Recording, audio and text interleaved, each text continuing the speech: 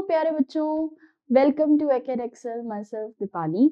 और आज हम लोग बच्चे कंटिन्यू करने जा रहे हैं हमारा जो लेक्चर स्टार्ट हो चुका था, that is breathing and exchange of gases.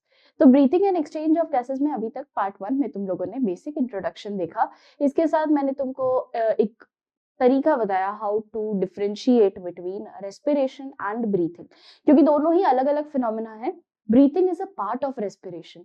मैं ये नहीं कह सकती ब्रीथिंग ही रेस्पिरेशन है, बेटा ब्रीथिंग पार्ट है रेस्पिरेशन का, क्योंकि अगर ब्रीथिंग नहीं हुई तो रेस्पिरेशन पॉसिबल ही नहीं है।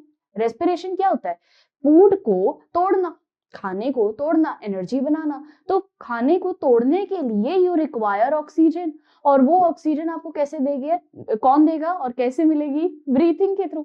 तो ब्रीथिंग एक ऐसा फिनोमेना है जिसमें आप इनहेल करते हो, एक्सहेल करते हो, और उसके कारण तुम्हारा जो खाना है वो टूट जाता है। जैसे ही खाना ब्रेक डाउन होगा वैसे ही तुमको क्या मिलेगा बेटा जी? बहुत सारी एनर्जी। उस एनर्जी के साथ साथ तुमको एक और चीज क्या मिलती है, that is your CO2, carbon dioxide. अब लिया तो तुमने ऑक्सीजन था, पर तुम्हारी बॉडी में जनरेट क्या हो चुका है अब? Carbon dioxide. और ये कार्बन डाइऑक्साइड तुम्हारी बॉडी के हर सेल में जनरेट होता है। Every cell of your body performs aerobic respiration and generate carbon dioxide. ठीक है, कार्बन डाइऑक्साइड बन ही चुका है तो इसको रिलीज करना जरूरी है।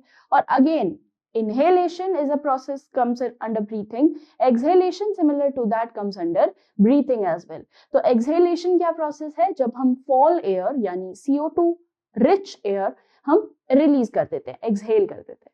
ठीक है, इसी के साथ मैंने तुम लोगों को ये बताया था कि एरोबिक रेस्पिरेशन होता है और एक एनएरोबिक रेस्पिरेशन होता है, जिसमें ऑक्सीजन चाहिए, जिसमें ऑक्सीजन नहीं चाहिए, एनएरोबिक।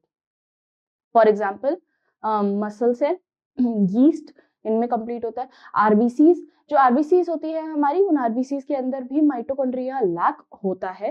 तो लैक हो जाने के कारण कई बार नहीं पाया जाता।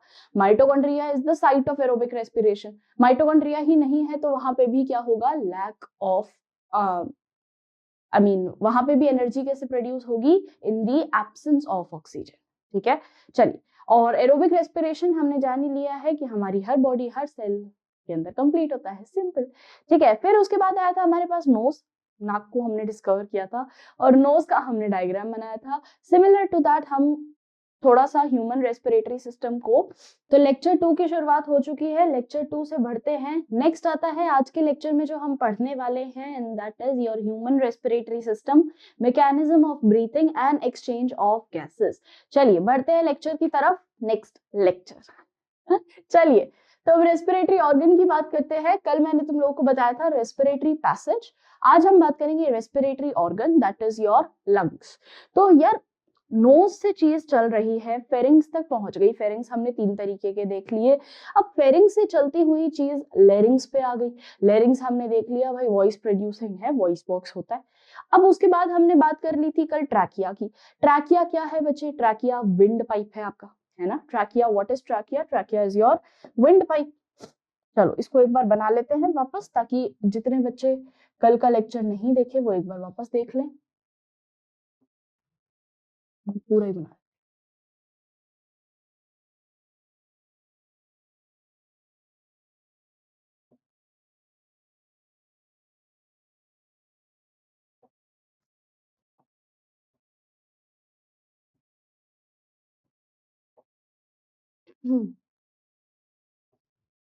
यहाँ एक तो आपके पास ये आता है, एक आपके पास 2 पाइप है ना, 2 नलियां जिसको हम कहते हैं। तो ये क्या है? एक तो आपके पास आ जाता है ट्रैकिया,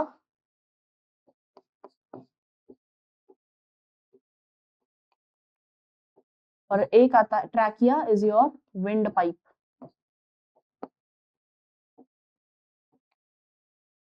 और एक आता है आपके पास food pipe, that is oesophagus.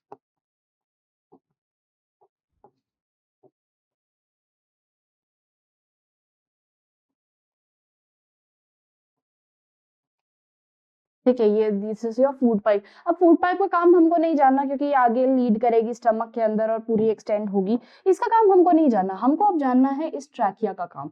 तो चलो ट्रैकिया को ही थोड़ा सा और विस्तार में देखते हैं। अब ये ट्रैकिया है, ये नीचे जाता जाता 2 पार्ट्स में डिवाइड हो जाएगा, ऐसा। थोड़ा सा कम बोल्ड है ना?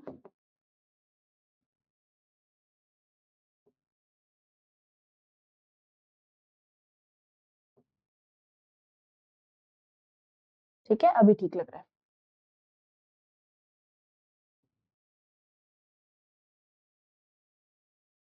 ये देखो, ये ट्रैकिया क्या किया, ये 2 हिस्सों में डिवाइड हो गया।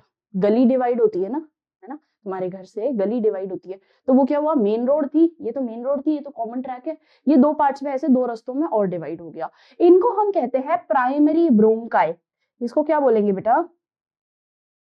जब ये 2 पार्ट में डिवाइड हुआ है, इसको हम कहते हैं primary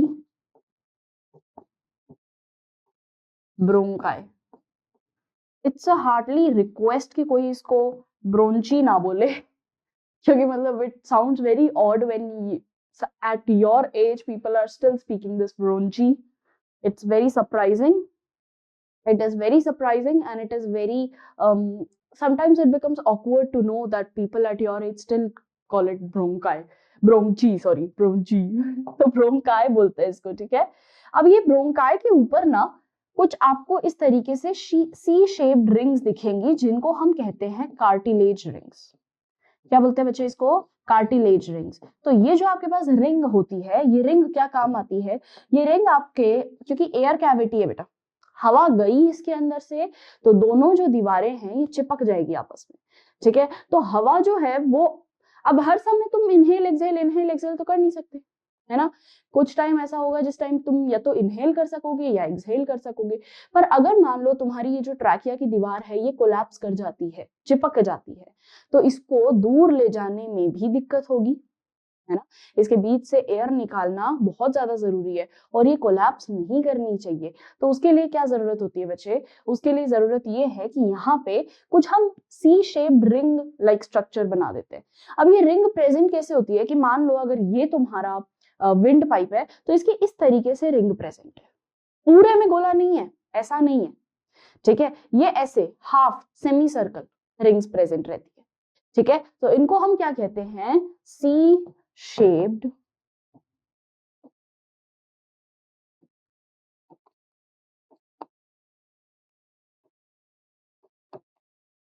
cartilage rings,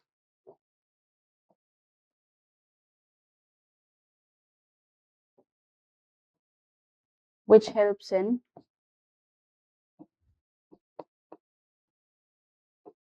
collapsing,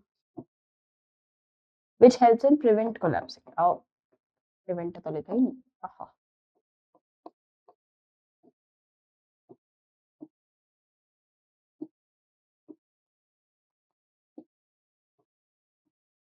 Which helps in prevent collapsing। भाई चिपकने नहीं देना, है ना, चिपकने नहीं देती वो, चिपकने नहीं देती, ठीक है, क्लियर है।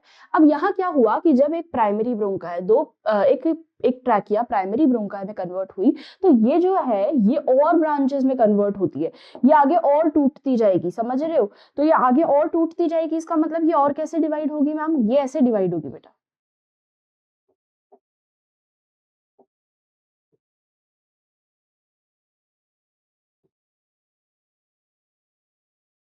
तुमने कभी पेड़ की टहनियां देखी होगी, इस तरीके से डिवाइडेड रहती है ना।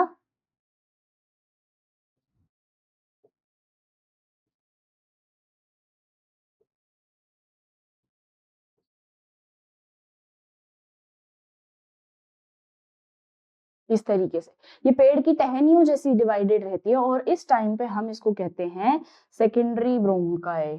दिस इज नाउ कॉल्ड, क्योंकि ये प्राइमरी से निकली है तो हम इसको बोलेंगे सेकेंडरी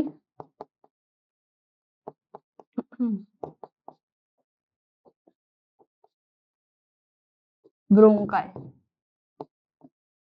अब सेकेंडरी ब्रोंकाई क्या काम करती है बच्चे? ये आपकी प्राइमरी ब्रोंकाई से आगे और फर्दर ब्रांचेस, ठीक है, प्राइमरी ब्रोंकाई से और फर्दर ब्रांचेस, तो इसके ऊपर भी कार्टिलेज रिंग्स प्रेजेंट रहेंगी, इसके ऊपर भी कार्टिलेज रिंग्स बनाओ, This is cartilage rings. This is your cartilage rings. ठीक है।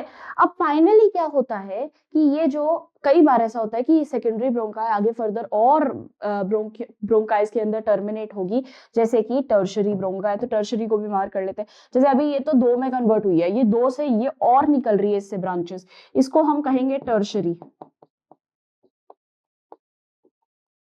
Tertiary bronchi.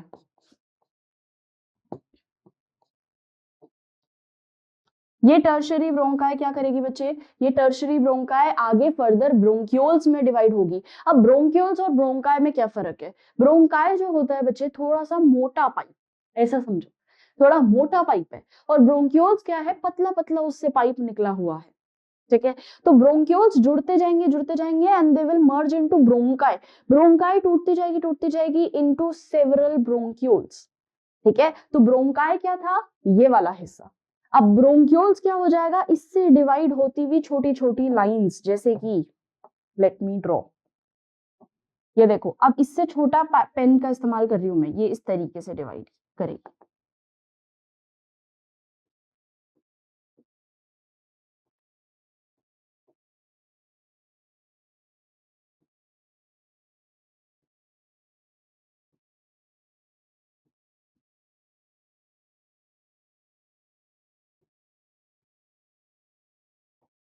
मतलब ये इतनी लेटरल ब्रांचेस में टूटती जाएगी कि फाइनली इसको लीड करने के लिए इसके आगे प्रेजेंट कौन रहेगा, सिर्फ एक बलून शेप स्ट्रक्चर, जिसको हम कहते हैं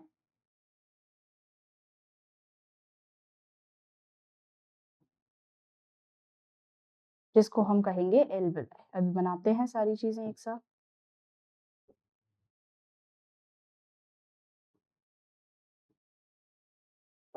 दिस इज योर, यहां ही लिख देती हूँ, टर्शरी ब्रोंकाई, प्राइमरी ब्रोंक्यूल्स।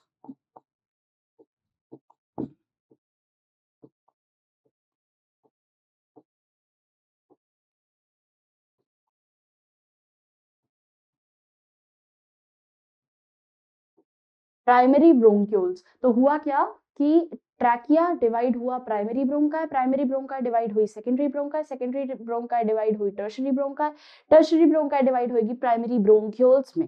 ठीक है, फर्दर और डिवीजन, प्राइमरी ब्रोंक्यूल्स और डिवाइड होंगे टू सेकेंडरी ब्रोंक्यूल्स। ठीक है, और लास्ट में हमारे पास डिवाइड करते करते करते करते एक स्टेज आएगी जिसको हम कहते हैं, ये इस तरीके का क्लाउड शेप स्ट्रक्चर जो प्रेजेंट रहता है, या ग्रेप लाइक स्ट्रक्चर जो प्रेजेंट रहता है, ब्रोंक्यूल्स के भी ऊपर झुंड बना हुआ रहता है, ये एक नहीं है। ठीक है, इसको हम कहते हैं एल्वियोलर सैक। अभी एल्वियोलाई नहीं है, ये याद रखिएगा, दिस इज एल्वियोलर सैक। इसके अंदर एल्वियोलर सैक यानी बहुत सारी एल्वियोलाइज है। ठीक है, और उसके अंदर एल्वियोलीज है। This is your alveolar sac, जिसके अंदर आपको बहुत सारी क्या मिलती है बच्चे, बहुत सारी एल्वियोलाई मिलती है।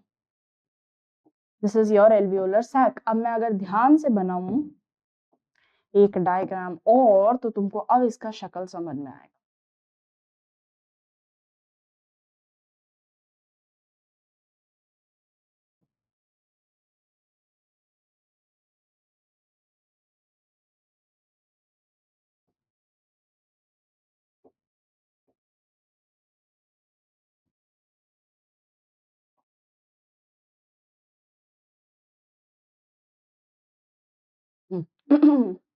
अब समझ में आया, this is your lung, this is your lungs, so this is your right lung and this is your left lung। जल्दी से बनाते हैं इसको, देखते क्या बोलता है।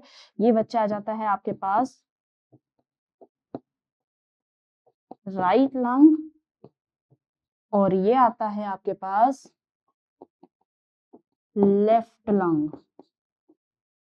ठीक है, तो क्या हुआ है मैं एक बार वापस बताती हूँ। हुआ क्या, कहाँ से कहानी शुरू हुई?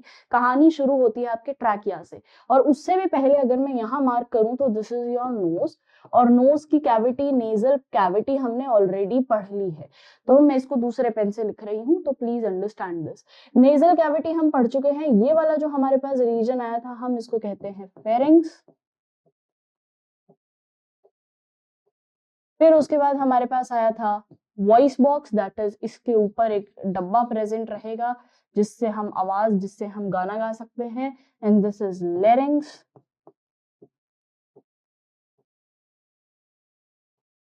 इस लेरिंग्स के साथ कनेक्टेड रहेगी, इस लेरिंग्स के नीचे कनेक्टेड रहेगा आपका ट्रैकिया।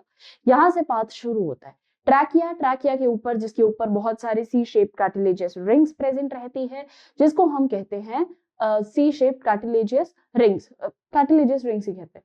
ठीक है, रिंग्स ऑफ कार्टिलेज मिल जाएगा तुमको। कार्टिलेजियस रिंग प्रेजेंट रहेगी, टर्मिनेट होगा trachea to primary bronchiole, primary bronchi. Primary bronchi further और डिवाइड होगी और गलियों में, जिसको हम कहते हैं secondary bronchi. Secondary bronchi further और डिवाइड होगी तो टर्शरी ब्रोंकाई, और टर्शरी ब्रोंकाई लीड करेगी primary bronchioles. Primary bronchioles further और छोटे छोटे हिस्सों में डिवाइड होते हैं सेकेंडरी ब्रोंक्यूल्स, और सेकेंडरी ब्रोंक्यूल्स लास्ट में लीड करते हैं to alveolar sac. Alveolar sac जिसके अंदर बहुत सारी एल्वियोलाइज प्रेजेंट रहती है। ठीक है, 300 मिलियन एल्वियोलाई, सोच के देखो, मिलियंस में एल्वियोलाई हैं। ठीक है, पर अब ये लंग्स का स्ट्रक्चर आप लोगों ने देख तो लिया, अंदर का इंटरनल। मैं एक बार और इसको बनाती हूँ ताकि एक एक्सटर्नल व्यू भी मैं आपको दिखा दूं।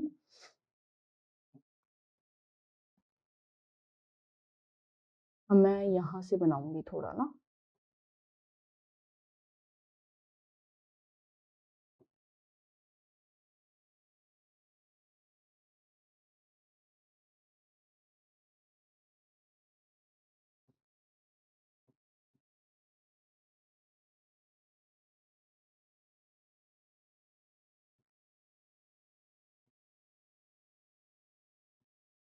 ठीक है,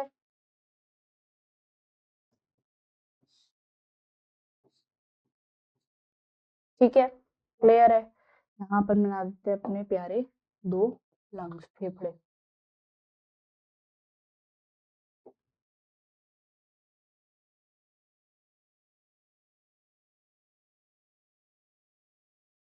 अब अगर तुम यहाँ ध्यान से देखो तो मैंने ना एक लंग को, रुको बनाती हूँ पहले।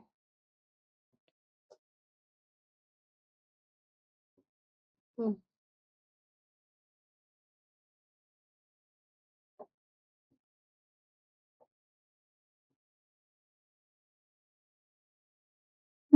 यहाँ अगर तुम ध्यान से देखो तो मैंने एक लंग को जो है थोड़ा बड़ा बनाया है। This is your right lung lobe, ये राइट लंग है,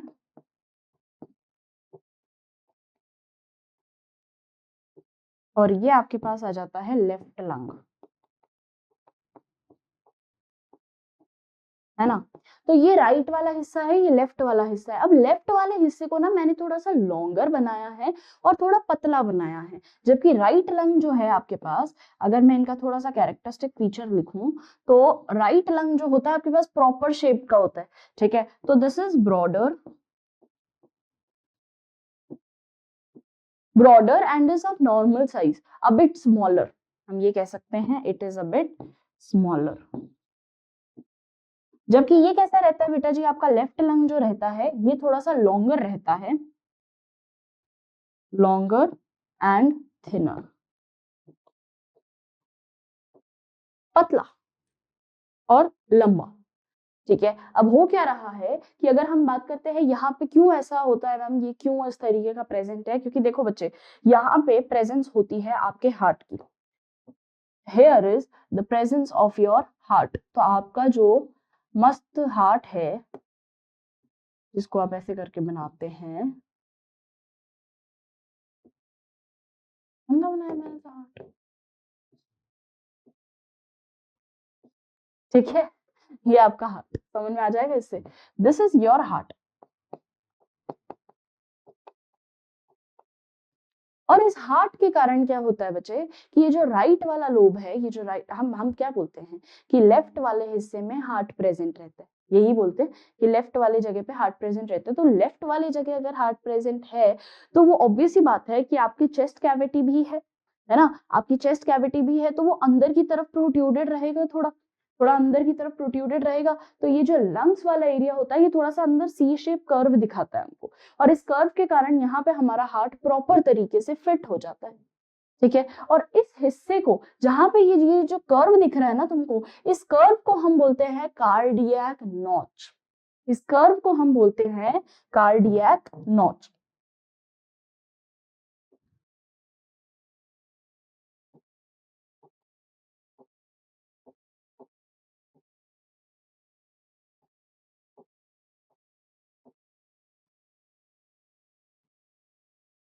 कार्डियक नॉच क्लियर है? तो कार्डियक नॉच क्या हुआ, एक छोटा सा हिस्सा, एक वो जो जरा सा कर्व है, वो सी शेप कर्व है, दिस इज कार्डियक नॉच। ठीक है, अब बात करते हैं इसके ऊपर की प्रोटेक्शन की। अब देखो बच्चे, हमने ना अंदर का प्रोटेक्शन तो देख लिया, ये हमको समझ में आ गई है बात कि हाँ इस तरीके से अंदर ब्रोंकियाई ब्रोंक्यूल्स ये सब डिवाइडेड रहती है। अब कुछ प्रोटेक्शन की बात करते हैं। लंग्स बहुत एसेंशियल है और इसको प्रोटेक्ट करने के लिए हमारे पास प्रेजेंट होते हैं कुछ इस तरीके से सी शेप स्ट्रक्चर, जिनको हम कहते हैं कार्टिलेज। ये विजिबल है, येलो से बना देती हूँ। ये देखो दिख रहा है, मैं इसको डार्क इसीलिए नहीं कर सकती कि फिर तुम्हारे समझ में नहीं आए। Is it visible? Yes it is, yes it's visible, है ना। ये होता है बेटा हमारे पास कार्डियक, कार्डियक क्या, ये इस तरीके से ऐसे ऐसे। ठीक है, अब ये बड़ा मैसी लगता है मुझे, तो मैं इसीलिए इसके लिए हाइलाइटर का यूज की, तो मैं एक तरफ बना के आपको बता रही हूँ। This is your rib cage.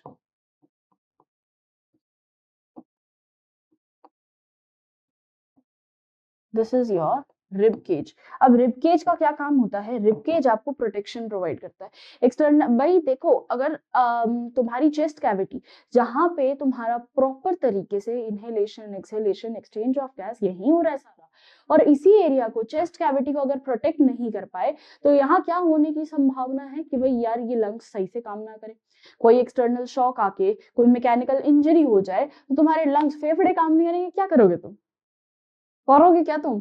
तो इसीलिए your lungs is very essential, और उसी लंग्स को प्रोटेक्ट करने के लिए you have ring like structure, bony structure, that is called your rib cage. ठीक है, आपके पास ये रिब केज प्रेजेंट रहते हैं पूरी तरीके से। ठीक, अब ये रिब केज ना, अब अगर मैं बात करती हूँ ये लंग्स की, तो लंग्स आपके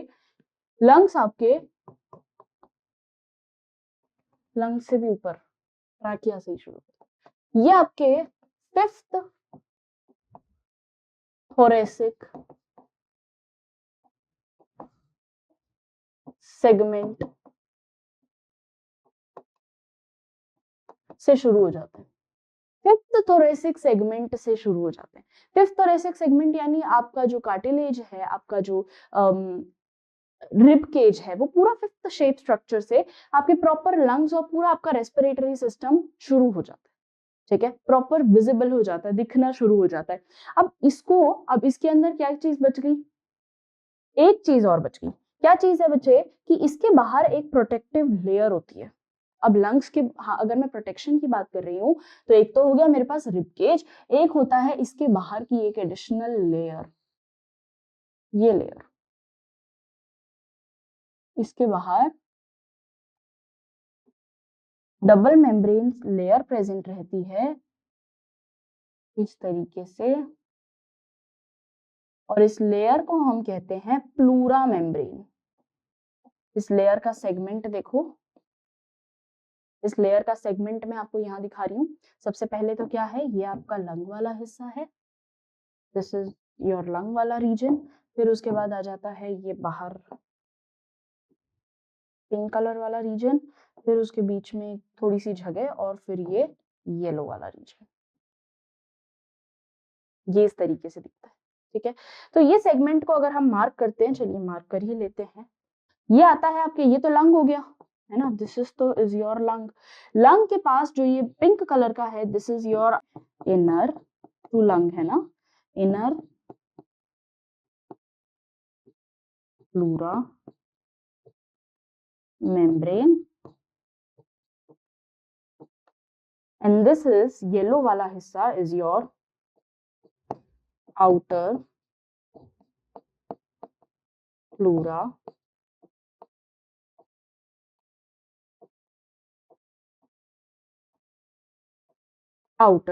membrane.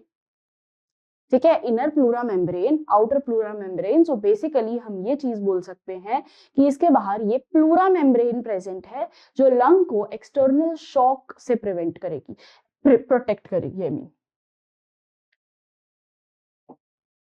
Together it is called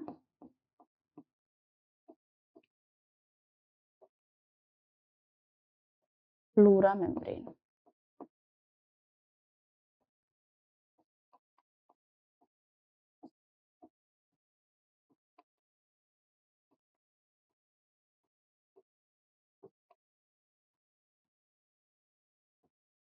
together it is called pleura membrane. अब आप प्लूरा मेम्ब्रेन का अगर स्ट्रक्चर देखोगे तो आपको क्या क्या क्या मिलता है? प्लूरा मेम्ब्रेन से प्रोटेक्शन है.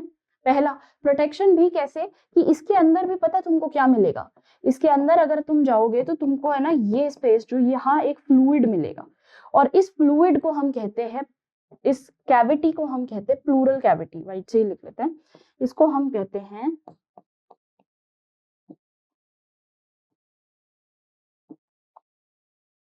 Pleural cavity. अब ये प्लूरल कैविटी कर क्या रही है बच्चे? ये प्लूरल कैविटी आपको इंटरनल या एक्सटर्नल शॉक से प्रिवेंट कर रही है. शॉक यानी तुमको भौंक करके किसी ने डरा दिया, अब तुम क्या करोगे? डर जाओगे, डर जाके फेफड़े फट जाएंगे. ये ऐसी प्लूरा मेम्ब्रेन ऐसी एक वो भी प्रेजेंट रहती है, ब्रेन में भी इस तरीके की मेम्ब्रेन प्रेजेंट रहती है. पर मैकेनिकल शॉक से तो हमको रिबकेज प्रोटेक्ट कर लेगा. जो हमारे पास एक सडन जर्क, सडन शॉक जो आता है, उससे हमको कौन प्रोटेक्ट करेगा? तो उसके लिए जरूरी होती है ये प्लूरल कैविटी, ये प्लूरल मेम्ब्रेन. ठीक है, जो ऐसा फ्लूइड है जो हमको एक्सटर्नल शॉक से प्रिवेंट करेगा, जो एकदम से धक्का, एकदम से शॉक आता है, उससे हमको प्रिवेंट करेगा. ठीक है, तो उससे हमको बचा के रखने का काम ये करता है. तो ये हुई अपनी बात प्रोटेक्शन की. अब पूरा डायग्राम को मैं एक 3D व्यू में आप लोगों को दिखाती हूँ कि किस तरीके से 3D स्ट्रक्चर में तुमको तुम्हारे अंदर कैसे प्रेजेंट रहती है ये चीज. चलो सबसे पहले बात करते हैं लंग्स की. तो लंग्स को अगर आप ध्यान से देखो तो ये आपका पूरा जो रीजन है ये आपका थोरेसिक रीजन, यानी डायफ्राम से सारी चीज ऊपर चल रही है. ठीक है, डायफ्राम से सारी चीज ऊपर का जितना रीजन होता है, डायफ्राम एक मस्क्यूलर शीथ लाइक स्ट्रक्चर है. उस शीथ से ऊपर जितना स्ट्रक्चर होता है वो सारा स्ट्रक्चर को हम कहते हैं अबव यानी थोरेसिक कैविटी, और उसके बिलो जितना रीजन होता है उसको हम कहते हैं एब्डोमेन कैविटी. ठीक है, तो हमारा जो लंग्स है वो सिचुएटेड रहता है बेटा ऊपर की तरफ, अबव थोरेसिक कैविटी. अब अगर तुम यहाँ ध्यान से देखो तो यहाँ तुमको एक कार्डियक नॉच दिखेगा. ये देखो, ये वाला structure, this is your cardiac notch. और ये कार्डियक नॉच होना क्यों जरूरी है? क्योंकि यहाँ आपका ये लेफ्ट साइड है. लेफ्ट साइड को अगर तुम देखो, दिस इज लॉन्गर, है ना, बहुत ज्यादा लंबा है, बहुत ज्यादा थिनर है कंपैरेटिव टू लेफ्ट वाले, राइट वाले के. और राइट वाला ऊपर की तरफ होता है कंपैरेटिव टू लेफ्ट वाले के. राइट वाला ऊपर की तरफ क्यों होता है ये कई बार पूछा जाता था, पर ये हालांकि 12th में नहीं पूछा जाएगा, बट स्टिल मैं बताती हूँ. तो ये ऊपर की तरफ इसीलिए होता है क्योंकि यहाँ पे प्रेजेंट होता है आपका लिवर, है ना. तो liver is again your essential component. तो लिवर इस तरफ राइट साइड में प्रेजेंट होता है, तो ये थोड़ा सा ऊपर की तरफ शिफ्टेड रहेगा कंपैरेटिव टू लेफ्टर एंगल. और लेफ्ट साइड जो होगा आपका वो थोड़ा सा नीचे की तरफ रहता है, क्योंकि उसके अंदर उसका तो बस नॉच है, उसको तो बस नॉच वाला रीजन चाहिए. ठीक है, इसके नीचे आ जाता है आपके पास मस्क्यूलर शीथ लाइक स्ट्रक्चर जिसको हम डायफ्राम बोलते हैं. अब तुम यहाँ अगर ध्यान से देखो तो तुमको क्या मिल जाएगा? This is your right. इस तरीके से ये आपकी पूरी नेजल पैसेज, ये आपका पूरा नोज, नोज से शुरू, ये साइड से दिखा देती हूँ, ऐसे देखो, ये नोज से शुरू होता हुआ ट्रैकिया में जाता हुआ, ये देखो रिंग्स ऑफ कार्टिलेज दिख रही है. एक एक चीज जो हमने देखी है उसका बस 3D व्यू है ना. Rings of cartilage, rings of cartilage के बाद अगर आपको क्या दिखता है यहाँ, अगर आप ध्यान से देख सको तो ये आगे अंदर डिविजन है, दिख रहा है. ये अंदर डिवीजन है and this division leads to primary bronchi, primary bronchioles, फिर ब्रोंक्यूल्स के बाद आपकी एल्वियोलर, एल्वियोलाई सैक खुल जाएगी। बट ये आपका एक्सटर्नल लंग का स्ट्रक्चर है बच्चे, क्लियर है लंग का स्ट्रक्चर। अब अगर मैं बोलती हूँ ये थोरेसिक कैविटी पे प्रेजेंट रहता है, फिफ्थ थोरेसिक कैविटी, उसको भी समझो। ये देखो, ये आपका पूरा स्केलेटल सिस्टम, ठीक है। अब ये स्केलेटल सिस्टम की अगर मैं ध्यान से इसको देखूं तो ये अपने को काम का हिस्सा है अपना ऊपर वाला, this is your rib cage now, ठीक है। ये आपका रिब केज है। रिब केज कनेक्टेड किससे है? रिब केज कनेक्टेड रहता है आपकी ये वर्टिब्रल कॉलम से। तो this is your vertebral column, this is your vertebral column, है ना। और ये fifth thoracic, sixth thoracic vertebra, ये फिफ्थ थोरेसिक वर्टिब्रा। अब तुम सोचो इस तरफ ही प्रेजेंट रहता है, इतना ऊपर प्रेजेंट रहता है हमारे पास, ओके, इस तरीके से प्रेजेंट रहता है। तो हुआ क्या कि आपका जो ये रिब केज वाला स्ट्रक्चर है ये आगे से स्टर्नम से जुड़ा रहता है और पीछे की तरफ ये किससे जुड़ा हुआ रहता है बच्चे? आपके वर्टिब्रल कॉलम से। तो आगे की तरफ ये वाला जो हिस्सा दिख रहा है ये, this is body of sternum. Sternum क्या काम करता है? स्टर्नम से कनेक्टेड रहता है आपका रिब केज और जुड़ता है पीछे की तरफ, ठीक है। और पीछे आपके पास क्या आ जाता है? यहाँ पे ये हिस्सा, this is your vertebral column, समझ रहे हो? तो तुम्हारा रिब केज देख रहे हो किस तरीके से जुड़ा हुआ है? This is your rib cage, this is your rib cage. अब रिब केज के अंदर तुम्हारे पास कौन प्रेजेंट है? रिब केज के अंदर तुम्हारे पास कौन प्रेजेंट है? पूरा आपका लंग्स, पूरा आपका रेस्पिरेटरी ट्रैक, क्लियर है ये बात? तो फिफ्थ थोरेसिक सेगमेंट में स्टर्नम से कनेक्ट होते हुए आपके पास पूरा का पूरा स्ट्रक्चर आ जाता है, पूरा का पूरा आपका रेस्पिरेटरी सिस्टम इसके अंदर बैठा होता है। डन, समझ में आई चीज? तो किस तरीके से कंप्लीट होता है हमारा फिफ्थ थोरेसिक सेगमेंट? अगर मैं नाम दे रही हूँ तो you should be able to categorise कि हाँ फिफ्थ थोरेसिक सेगमेंट मैंने देखा है। अब तुम ये बोल सकते हो, ठीक है।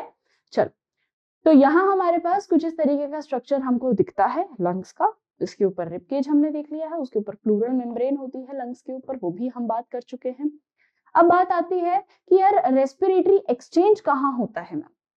अगर ये तो हो गई, आपने बता दिया हमको कि हाँ यहाँ रेस्पिरेशन कंप्लीट होता है, पर अगर मैं इसका रेस्पिरेटरी ट्री बनाऊं तो एक जगह होती है बेटा कंडक्टिंग, एक जगह होती है रेस्पिरेटरी। रेस्पिरेटरी पार्ट जो होता है वहां एक्चुअल रेस्पिरेशन शुरू होता है। एक चीज और ड्रॉ करो, सबसे पहले तो आ गया है आपका नोज, नोज के बाद आप, मैं ट्रैकिया से शुरू करती हूँ, नोज वाला हिस्सा मैं साइड में लिख दूंगी।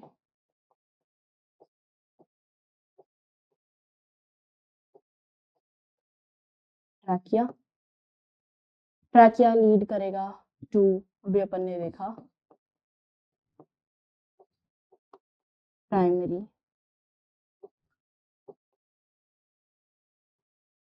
ब्रोंकाई, प्राइमरी ब्रोंकाई लीड करती है to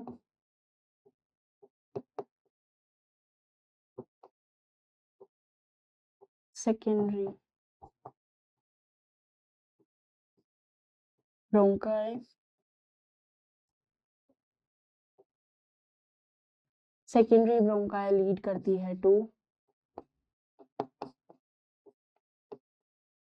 tertiary bronchi,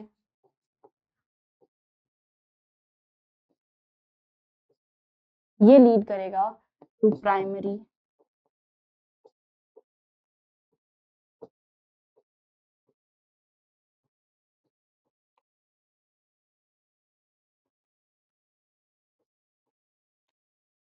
primary bronchioles, primary bronchioles lead करता है to secondary bronchioles,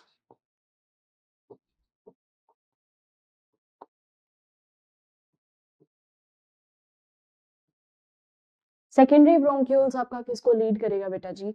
secondary bronchioles आपका लीड करता है, सेकेंडरी ब्रोंक्यूल्स आगे फर्दर डिवाइड हो गया टू एल्वियोलर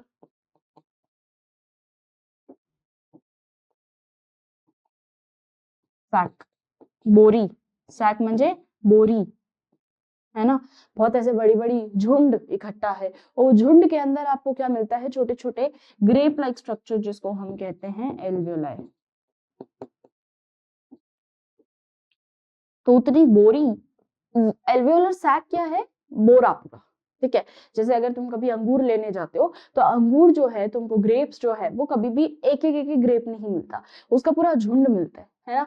तुम उस झुंड के उठा के ले आते हो, और वो झुंड क्या होता है बच्चे, अगर तुम उस अंगूर को ध्यान से देखो तो वो बहुत सारे अंगूर है उसपे, है ना।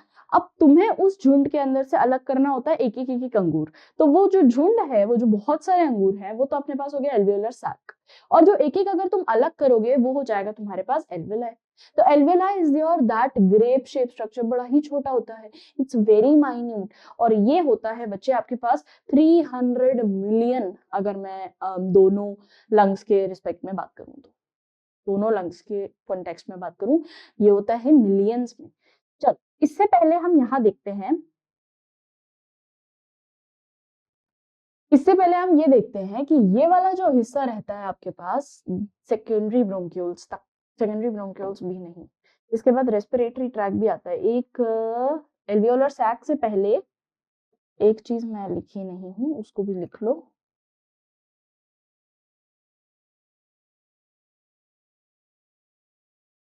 क्या था, रेस्पिरेटरी,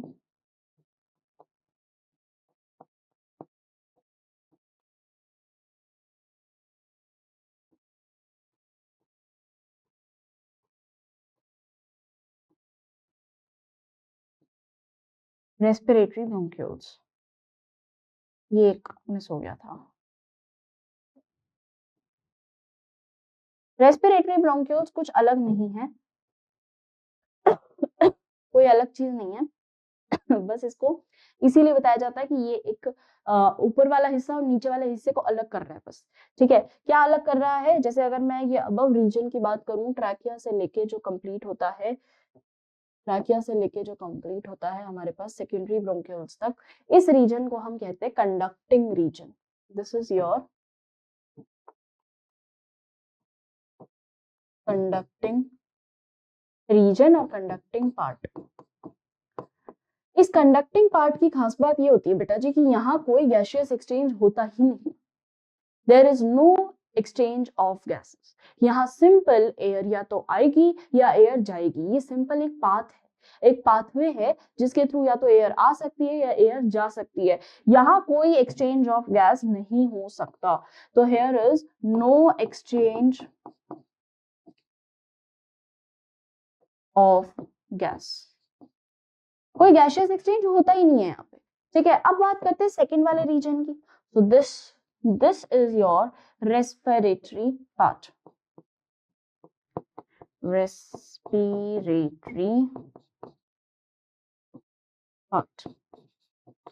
तो एक तो आपके पास क्या हो गया, एक तो आपके पास हो गया है कंडक्टिंग पार्ट, एक हो गया आपके पास रेस्पिरेटरी पार्ट। रेस्पिरेटरी पार्ट की क्या खास बात होती है, यहाँ पे सिर्फ गैसियस एक्सचेंज होती है, यहाँ पे आपको only gaseous exchange takes place.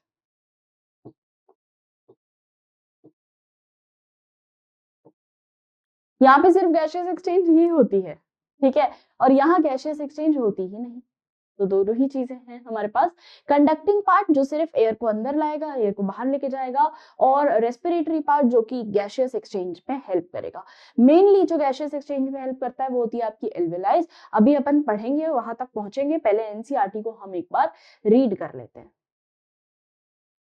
चलो एनसीईआरटी को रीड करते हैं, जल्दी से देखते हैं क्या बोलता है। We have a pair of external nostrils, ये अभी तक नोस्ट्रल्स पे ही बैठा है, चलो एक्सटर्नल नोस्ट्रल्स है, opening out above the upper lip, upper lip के ऊपर हमारे पास एक्सटर्नल नोस्ट्रल है, इस नोस्ट्रल के थ्रू जो है एयर बाहर जाती है या अंदर आती है।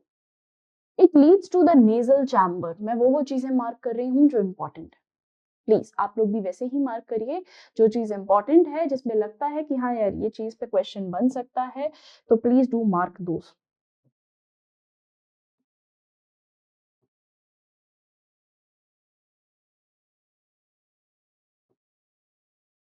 Through the nasal passage, the nasal chambers open into nasal chamber open into pharynx. Nasal chamber कहाँ खुलेगा, pharynx. Pharynx क्या है, a portion of which a common passage for food and air. अभी बताया था ये वाला जो region होता है, this is your pharyngeal region. Pharynx होता है ये वाला जो पूरा रीजन, ये नोज के लिए भी सेम है, ये माउथ के लिए भी सेम है, तो ये वाला जितना हिस्सा होता है ये आपका पूरा फेरिंग्स में काउंट होता है, कभी नेजल ड्रॉप डालते हैं तो ऐसा लगता है हम उसको इनटेक कर रहे हैं, ऐसा लगता है ना, उसका टेस्ट आता है नेजल ड्रॉप का, कभी डाल के देखना। तो नेजल ड्रॉप का टेस्ट आता है, वो क्यों आ रहा है? क्योंकि हमारा नोज का पैसेज, हमारे माउथ का पैसेज सेम है, ठीक है। फेरिंग्स जो है एक कॉमन एरिया है जहां नोज भी कनेक्ट है, माउथ भी कनेक्ट है। Next, pharynx open into larynx region through into trachea. Trachea में open होता है. Larynx is a cartilaginous box which helps in production of sound and is called sound box. ये चीज भी हमको पता है कि भाई ये अगर आवाज प्रोड्यूसिंग, भाई यहाँ देखो वाइब्रेशन हो रही है, this is your larynx. During swallowing, glottis can be covered by a thin elastic cartilaginous flap called epiglottis. देखो बच्चे, glottis और epiglottis में फर्क क्या है? Glottis is that hole, वो स्ट्रक्चर, ऐसा दो पाइप थी ना, तो ये वो दो पाइप ही है, ये वो दो पाइप ही है। अब इस दो पाइप के ऊपर एक कवर है जो इसको कवर करके रखेगा या इसके पास वाली पाइप को कवर करके रखेगा। तो ये जो आपके पास दो पाइप है, ये pipe is known as glottis, ठीक है। और इसको कवर करने के लिए यू हैव अ ढक्कन, यू हैव अ ढक्कन ऑफ दिस, और उसको हम कहते हैं इपिग्लॉटिस। तो ग्लॉटिस एक वो होल स्ट्रक्चर है जिसको कवर करने के लिए आपके पास एक फ्लैप लाइक शीट प्रेजेंट रहता है जिसको हम इपिग्लॉटिस बोलते हैं। क्लियर? चलिए आगे। To prevent the entry of food into larynx या ट्रैकिया वाले रीजन के अंदर खाना ना आए, trachea is a straight tube extending to the mid thoracic cavity which divide to the level of fifth thoracic vertebra. Very important essential line. Fifth thoracic vertebra तक continue होती है, इसका मैंने आपको लाइव दिखा दिया 3D view. Into right and left कहाँ divide होगी ये? राइट और लेफ्ट प्राइमरी ब्रोंकाई के अंदर। Very important line, very important, इसको मार्क कर लेना। फिफ्थ thoracic सेगमेंट से राइट और लेफ्ट ब्रोंकाई के अंदर एंटर होगी। अभी ब्रोंकाई में एंट्री हुई है। Each bronchi undergo repeated division, each bronchi undergo repeated division to form secondary and tertiary bronchi. Secondary बनी फिर टर्शरी बनी, प्राइमरी सेकेंडरी टर्शरी। अभी अपन ने रेस्पिरेटरी ट्री में सारा लिखा था। Bronchi and bronchioles finally lead करेगा to bronchioles ending up in very thin terminal bronchioles. Finally कौन आता है हमारे पास? सेकेंडरी ब्रोंक्यूल्स, जिसको हमने बोला उसको हम टर्मिनल ब्रोंक्यूल्स भी बोल सकते हैं, ठीक है। तो जहां हमने सेकेंडरी ब्रोंक्यूल्स लिखा है, यहाँ आप स्लैश करके ये भी लिख सकते हो, it can also be called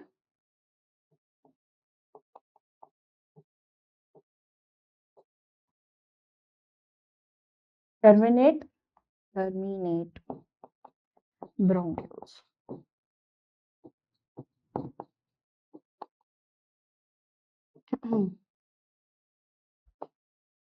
और इस प्राइमरी ब्रोंक्यूल्स को हम एक और क्या कह सकते हैं? इनिशिएशन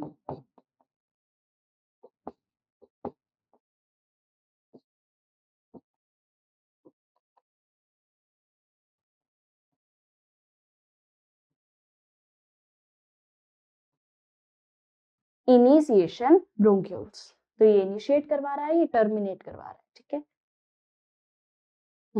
चलिए, the trachea primary secondary and tertiary bronchi. Finally कहाँ हो रहा है? प्राइमरी सेकेंडरी टर्शरी, ये सब ब्रोंकाई के ही पार्ट है बेटा। The initial bronchioles are supported by incomplete cartilaginous rings. Incomplete cartilaginous rings क्या हो गया बच्चे आपके पास? इनकम्प्लीट कहाँ गया? Supported by incomplete cartilaginous rings. Very important line, C shape cartilage है ना, ये पूरा नहीं है, पूरा सर्कल नहीं है, ये आधा आधा सर्कल ऐसे ऐसा ऐसा ऐसा प्रेजेंट रहता है थ्रू आउट द स्ट्रक्चर। ये ऐसा ही प्रेजेंट रहता है, ये पीछे से कवर्ड नहीं होता, ठीक है। तो ये हाफ यानी incomplete. Each terminal bronchiole give rise to number of very thin, irregular walled and vascularized bag-like structure. गुच्छों में लीड करेगा, बैग लाइक स्ट्रक्चर को लीड करेगा, और इस बैग लाइक स्ट्रक्चर को हम क्या बोलते हैं? Alveoli. This bag-like structure is known as alveoli. Simple. The branching network of bronchi and bronchioles and alveoli comprise of lungs. और इसके पूरे सिस्टम को, जिसमें मेरे पास ब्रोंकाई है, ब्रोंक्यूल है, एल्वियोलाई है, पूरे सिस्टम को हम नाम दे देंगे lungs. We have two lungs which are covered by double layered pleura membrane. अभी अपन ने सीखा आउटर प्लूरा, इनर प्लूरा, बीच में pleural cavity, pleura membrane and pleural fluid between them. ये आ गया प्लूरल कैविटी के बीच में, प्लूरल कैविटी के अंदर कौन फिल्ड रहता है? प्लूरल फ्लूइड, है ना। और वो फ्लूइड क्या काम करता है? It reduces the friction on the lung surface. The outer pleural membrane is closed contact with the thoracic lining, whereas inner is in the contact with lung surface। बाहर वाली तो किसके कॉन्टैक्ट में रहेगी बच्चे? प्लूरल मेम्ब्रेन देख लो, बाहर वाली तो थोरेसिक सेगमेंट के कॉन्टैक्ट में रहेगी ना, थोरेसिक सेगमेंट के कॉन्टैक्ट में रहेगी। और अंदर वाली किसके कॉन्टैक्ट में रहेगी? लंग के कॉन्टैक्ट में रहेगी। तो ये लंग के कॉन्टैक्ट में आपके पास इनर मेम्ब्रेन प्रेजेंट रहेगी और बाहर वाली जो रहेगी वो थोरेसिक सेगमेंट के पास रहेगी। ठीक है, चल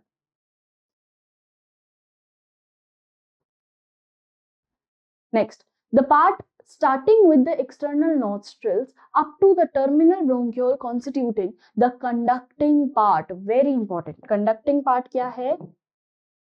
जो हिस्सा स्टार्ट तो हो रहा है एक्सटर्नल नोस्ट्रल से और टर्मिनेट हो रहा है टू द टर्मिनल ब्रोंकियोल, ये बनाएगा आपका कंडक्टिंग पार्ट। ठीक है, whereas the alveoli and their duct and the respiratory tract, कौन सा कलर? ग्रीन ले लेते हैं। Duct form the respiratory or exchange part of the respiratory system। exchange part या respiratory part, ठीक है, सारी वही चीजें हैं बच्चे जो मैं पहले मार्क करा चुकी हूँ। तो एल्वेलाई और उसके डक्ट रेस्पिरेटरी पार्ट या एक्सचेंज पार्ट को फॉर्म करते हैं of respiratory system. Very easy, very important. Conducting part जिसके अंदर कुछ एक्सचेंज ऑफ गैस नहीं होगा, रेस्पिरेटरी पार्ट जिसमें मेनली एक्सचेंज ऑफ गैस ही होगा। ठीक है, वहां एक्सचेंज ऑफ गैस ही होगा। The conducting part transport the atmospheric air into the alveoli। Simple, clears it from foreign particles। भाई फिल्टर होती हुई आएगी एयर और फॉरेन पार्टिकल्स उसमें से छटते जाएंगे, हटते जाएंगे। Humidify, very important line. हाँ, अरे ग्रीन से मार्क कर दिया, ब्लू से करती हूँ। नहीं, इससे करा ना, इससे करती हूँ। कंडक्टिंग पार्ट क्या करवा रहा है बच्चा? ये फॉरेन पार्टिकल्स और उसको ह्यूमिडिफाई, ह्यूमिडिफाई मतलब कि थोड़ा सा नमी बना देता है। नमी से फायदा ये होता है कि जितनी भी चीज जो उड़ के जा सकती है वो अब ट्रैप हो जाती है। कुछ भी गंदगी होती है, नोज में म्यूकस क्यों प्रेजेंट होता है? कि भाई एयर ट्रैप तो कर रहा है, हेयर, नोस्ट्रिल के जो हेयर हैं वो ट्रैप कर रहे हैं पूरा का पूरा जितना भी एयर आ रहा है, फॉल एयर आ रहा है या कुछ डस्ट पार्टिकल आ रहा है, उसको ट्रैप तो कर रहे हैं। पर क्या मतलब किस बात, इसकी क्या गारंटी कि वो अंदर नहीं जाएंगे? पर अगर मैं उस पर कोई लिक्विड लगा दूंगी, लिक्विड एज एन बहुत पतला सा एक लिक्विड शीट वो लगा दूंगी और उसके ऊपर अगर मैं डस्ट पार्टिकल को रिले कर देती हूँ, तब वो वहां चिपक जाएंगे और एक बार चिपकने के बाद वो अंदर मूव नहीं कर पाएंगे। ठीक है, तो वो हमारे पास क्या आ जाता है? It humidify the forensic particles, तो वो अंदर ही नहीं जाने देता। And also bring the air to body temperature, ये चीज भी होती है और ये नॉस्ट्रिल में ही तो होती है। हमने ये चीज नॉस्ट्रिल में ही तो पढ़ी है, तो ये नॉस्ट्रिल का ही हिस्सा है। ये नॉस्ट्रिल से ही शुरू हो रहा है पूरा कंडक्टिंग पार्ट। ठीक है, तो नॉस्ट्रिल से कंडक्टिंग पार्ट शुरू होता है और ये आपकी बॉडी के अंदर पूरी तरीके से जितनी एयर है उसका टेम्परेचर, उसको मेंटेन, इक्विलिब्रियम करना, बॉडी टेम्परेचर को मेंटेन करना इज वेरी एसेंशियल। क्यों? कि भाई मेरी खराब ना हो ना बॉडी, तबीयत खराब ना हो। बाहर 16 डिग्री तापमान, या अभी तो सर्दी है, हाँ अभी तो मैं सर्दी का दे सकती हूँ, बाहर बहुत ज्यादा तापमान है, ठीक है, 16 डिग्री इज आउटसाइड। अब उस 16 डिग्री तापमान के अंदर मैं एकदम से अंदर आ जाती हूँ और हीटर के पास बैठ जाती हूँ, सिगड़ी के पास बैठ जाती हूँ, तो मुझे क्या लगेगा? मुझे जो वो गर्म हवा आ रही है तो मुझे सर्द गर्म होने का पूरा चांसेस है। यार मैं बाहर तो एकदम डायरेक्ट ठंडी हवा ले रही थी, यहाँ मैं एकदम गर्म हवा ले रही हूँ। मेरा नोज क्या करता है इस काम पे कि इस टाइम पे वो जितनी एयर आप ले रहे हो, डजंट मैटर ठंडी, डजंट मैटर गर्म, दोनों को ही इक्विलिब्रियम में लाता है, दोनों को ही equal body temperature homeostasis maintain करता है और उसके थ्रू जो है आप आराम से इनहेल करते हो जो एयर, वो आपके नॉर्मल बॉडी टेम्परेचर के हिसाब से होती है। It's not that high, it's not that low, ठीक है, वो आपके बॉडी टेम्परेचर के हिसाब से होती है। Exchange part is the site of actual diffusion of O2 and CO2 between the blood and atmospheric gases. Very important. तो हमारे पास जो एक्सचेंज पार्ट या रेस्पिरेटरी पार्ट है, ये एक्चुअल साइट है डिफ्यूजन की, जहां पे एक्सचेंज ऑफ गैस कंप्लीट होगा, क्योंकि इस एल्वियोलाई के बाहर प्रेजेंट रहती है आपके पास बहुत सारी कैपिलरीज, ब्लड कैपिलरीज। और ब्लड कैपिलरीज क्या काम कर रही है, या तो वो ब्लड मतलब ऑक्सीजनेटेड कार्बन डाइऑक्साइड ब्लड को ही उसको एक्सचेंज करना है, वही काम करने वो बैठी है। चलिए, तो अब हम देखते हैं कि एल्वियोलाई जो है वो किस तरीके से काम करती है। पहले अपन ये भी देख लेते हैं, एक बार पहले लंग्स को ही खत्म कर लेते हैं। यहाँ चलिए, the lung are situated in the thoracic cavity, ये हम पिछले 5 बार से पढ़ चुके हैं और अब तो आई गेस आप लोगों को याद हो जाना चाहिए। Situated in the thoracic chamber which is anatomically the air tight chamber. Anatomical यानी इंटरनल स्टडी भी अगर उसकी देखी जाए तो भी एयर टाइट चैम्बर है, इसके अंदर कोई फालतू हवा इधर उधर से नहीं आएगी। ठीक है, ऐसा मत समझना कि मैम हाथ तो हमारा क्या पता कुछ ऐसा हो जाए कि हाथ से मेरे लंग्स में कुछ चला जाए, ऐसा नहीं हो सकता। ठीक है, एनाटॉमिकली ये एयर चैम्बर टाइट चैम्बर्ड है। The thoracic chamber is formed dorsally by vertebral column and ventrally by sternum. Ventrally मतलब सामने, आगे, front. Ventral is your front, dorsal is your back. ठीक है, तो वेंट्रल यानी फ्रंट वाले एरिया पे आपका स्टर्नम से कनेक्टेड रहता है और डोर्सली आपका जो है वो वर्टिब्रल कॉलम से कनेक्टेड रहता है। सिंपल। तो the thoracic chamber is dorsally connected by vertebral column and ventrally is by sternum. Laterally by ribs on the lower side and its dome shaped diaphragm. एक बार इस स्ट्रक्चर को हम वापस देख लेते हैं, हालांकि मैं बता चुकी हूँ बट स्टिल एक बार ड्रॉ कर देती हूँ मैं। तो अगर आप इस लंग को देखो तो दिस इज योर लंग, एक ये सेम वैसा ही आपका लेफ्ट लंग आएगा।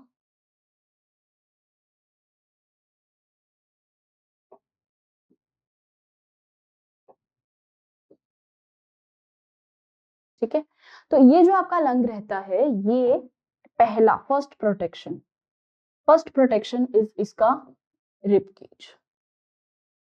जो रिब केज अभी हमने देखा कि डोर्सली तो ये वेंट्रली ये स्टर्नम से कनेक्टेड रहता है इस तरीके से।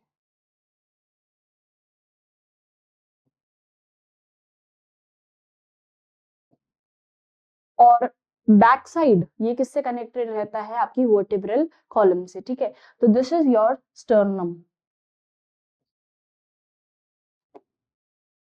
This is sternum. ठीक है, अब स्टर्नम के नीचे एक flap like muscular structure present रहता है इस तरीके का, और इस फ्लैप लाइक मस्क्यूलर स्ट्रक्चर को हम कहते हैं डायाफ्राम। अब ये डायाफ्राम ना डोम शेप स्ट्रक्चर रहता है, ऐसा गुंबद, डोम म्हणजे गुंबद। दिस इज कॉल्ड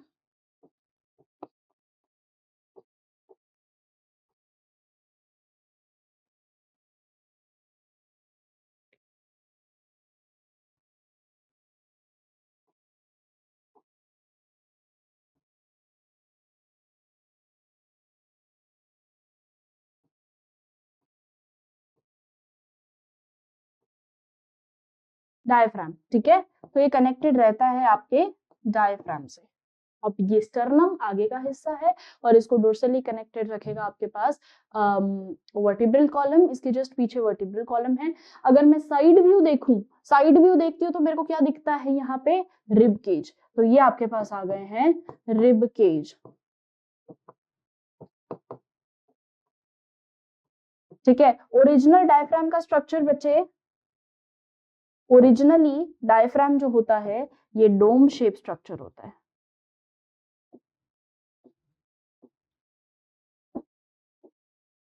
ओरिजिनल ये डोम शेप स्ट्रक्चर होता है, helps in supporting the lungs.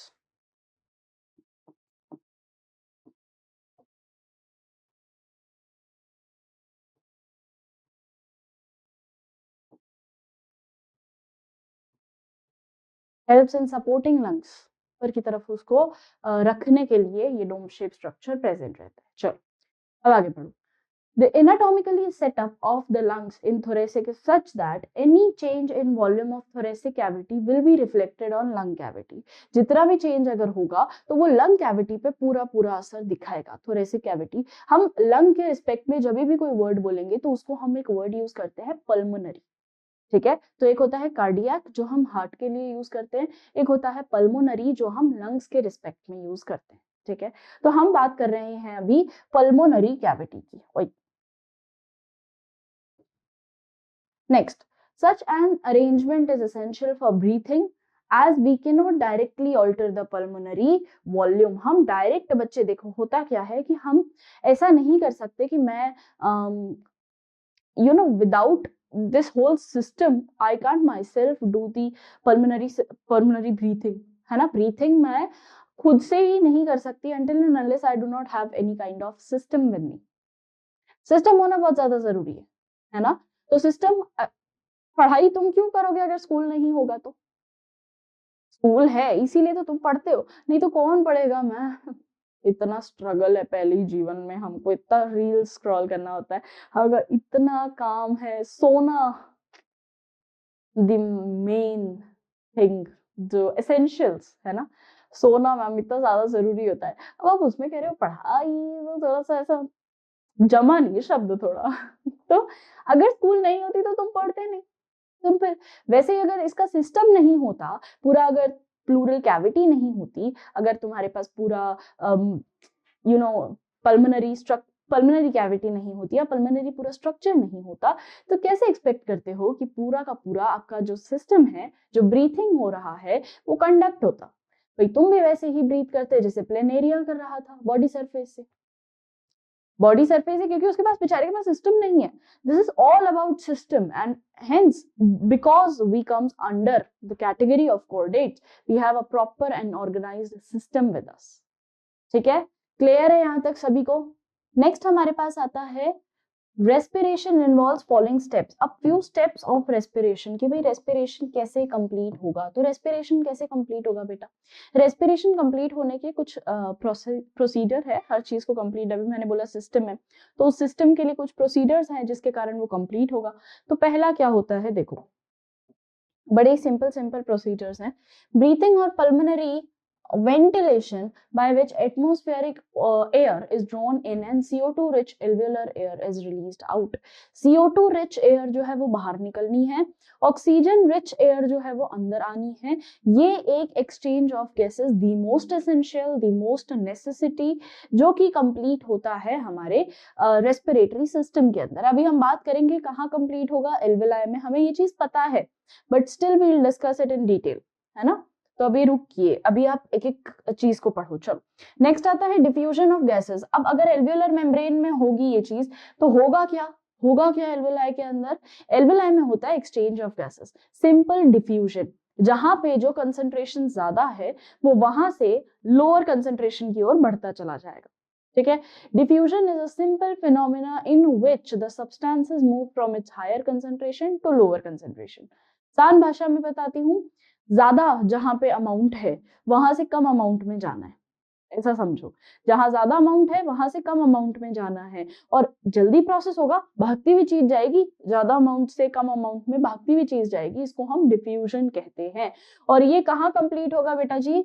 Alveolar membrane में, एल्वियोलर मेम्ब्रेन या एल्वियोलाई की मेम्ब्रेन में। Next, transport of gases by blood. अब जैसे ही यहाँ एक्सचेंज हो गया, यहाँ पे ब्लड जो है, ब्लड की मदद से पूरी बॉडी में there is transport of gases. So the transport of gases by the blood, blood के थ्रू पूरे बॉडी के अंदर आपके ऑक्सीजन का फ्लो, कार्बन डाइऑक्साइड जो है पूरी की पूरी ब्लड के साथ आएगी और डिफ्यूज हो जाएगी, तो वो पूरा फ्लो होता है।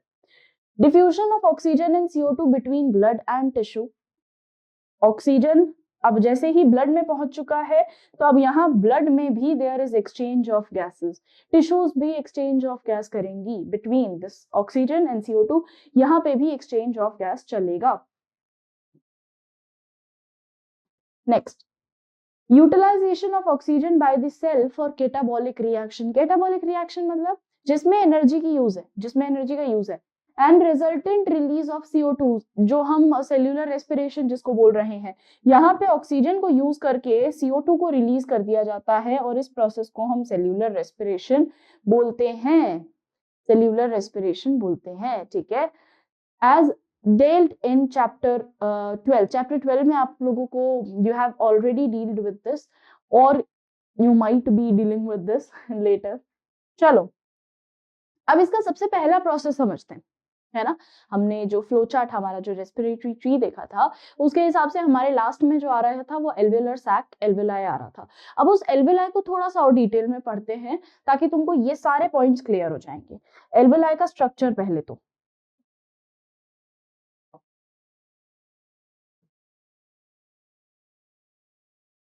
ऐसी होती है आपकी एल्वेलाई।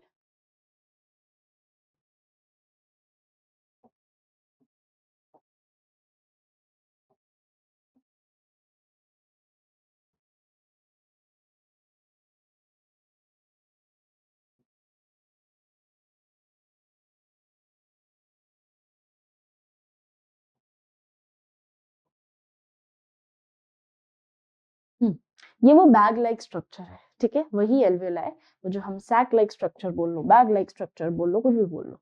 चलो अब इसके अंदर क्या होता है बच्चे,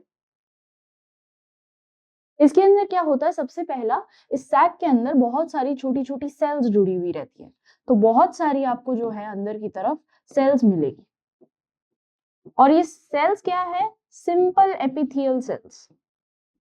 what are these cells, simple epithelial cells, और इन सेल्स को हम बोलते हैं टाइप 1 सेल्स।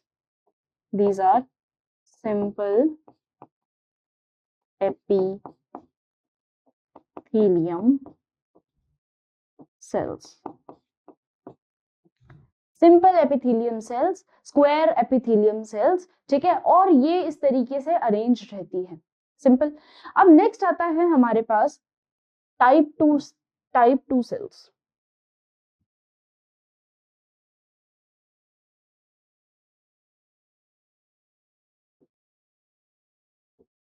स्पेशलाइज्ड सेल्स हैं ये, इनको हम कहते हैं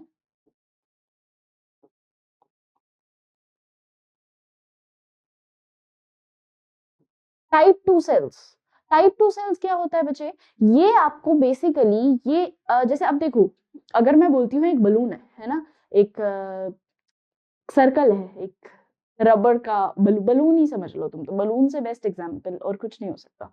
बलून है, और वो बलून क्या होगा कि जैसे ही तुम उसमें एयर डालोगे वैसे ही वो बलून इन्फ्लेट होगा, ठीक है, वैसे ही वो बलून फूलेगा। तो अब वो बलून जब फूल रहा है, तो अब तुम ये देखो कि यार वो बलून का जो वो जब एयर जैसे ही निकल जाती है तो वो कोलैप्स भी तो कर जाता है, वो कोलैप्स भी तो कर जाता है। अब चलो वो तो बलून था, हमारे कोई काम का नहीं था। मान लो अगर कभी कभी देखना, जो बेकार बलून आ जाते हैं ना कभी पूरे पैकेट के अंदर, तो वो जुड़े हुए ही रह जाते हैं। वो कई बार इतने बेकार होते हैं उनका रबर की वो खुलता ही नहीं है, वो बड़ा चिपका हुआ रह जाता है आपस में।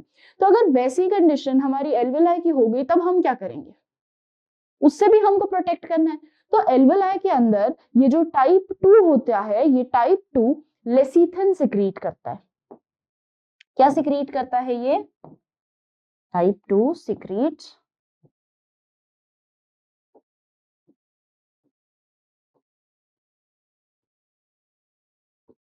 लेसिथिन। लेसिथिन क्या काम आता है, ये एक तरीके से सरफेक्टेंट की तरह काम आता है। सरफेक्टेंट क्या होता है बेटा, सरफेक्टेंट मतलब फ्रिक्शन इंक्रीज करना, उसको दूर रखना ताकि वो कोलैप्स ना हो। तो बेसिकली ये सेल्स आपके किस तरीके से काम आते हैं कि they allow do not allow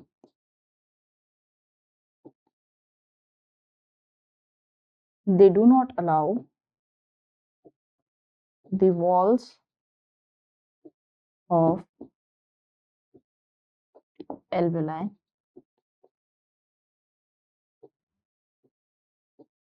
to collapse. They do not allow walls of alveoli to collapse. तो ये जुड़ने नहीं देती, ये काफी उनको दूर दूर रखती है, इन्फ्लेटेड रखती है, ताकि भाई अगर मान लो एयर निकल भी जाए ना तो भी ये अच्छे खासे दूर है तो कोई दिक्कत नहीं रहेगी। नेक्स्ट आता है इसके अंदर की जो ये कैविटी है, ये जो सेंटर में कैविटी है, ये पूरा रीजन, इसको हम कहते हैं lumen. This whole cavity is your lumen. तो ये आपका एक एल्वेलाई का डायग्राम है, ये एक एल्वेलाई है। चाहो तो इसको ऊपर इस तरीके से मत बनाना, नहीं तो समझ में आ जाए वैसे बना लेना। मतलब मेरा बेसिकली उसको बनाने का कंसर्न ये था कि मैं थोड़ा सा तुमको उस ग्रेप से समझा रही थी ना, तो मैंने कहा वो डंडा आ जाएगा तो तुमको ऐसा समझ में आ जाएगा ना कि हाँ यहाँ से ब्रांच खत्म है तो यहाँ पे एक सैक प्रेजेंट है। But don't get confused, okay. ये एक एल्वियोलाई बना के बताया, ऐसे there are 300 millions alveoli if I combine both the lungs. तो यहाँ पे एल्वियोलाई की अगर हम बात करते हैं तो एल्वियोलाई आपका मेन रीजन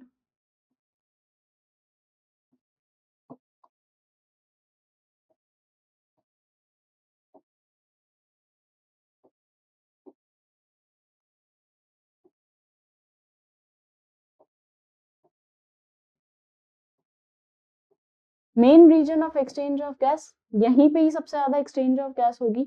सेकंड इज कि ये वाला जो रीजन होता है ये बेसिकली 300, मतलब how many alveoli are present, 300 million alveoli present रहती है, एक नहीं होती है बेटा, मिलियंस में प्रेजेंट है ये। ठीक है, सोच के देखो कितनी सारी हैं।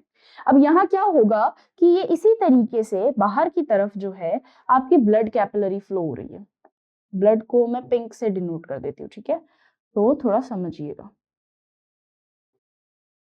This is your blood.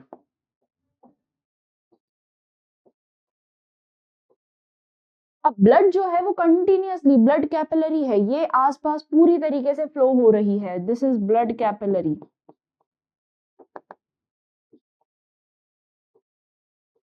अब ब्लड कैपिलरीज कंटिन्यूअसली फ्लो होती जाएगी कि भाई हमको तो यार ब्लड लेके आ रहा है कार्बन डाइऑक्साइड, ब्लड इसको करना है एक्सचेंज ऑफ गैस, तो करेगा क्या ये कि सारा का सारा ऑक्सीजन जो कि एल्वेलाई के अंदर ऑलरेडी आ चुका है ये ऑक्सीजन डाल देगा ब्लड के अंदर, और सारा का सारा CO2 जो ब्लड के अंदर ऑलरेडी है वो डाल देगा पूरा का पूरा एल्वेलाई में। तो this is exchange of gas which is completed in your alveoli, alveolar sac.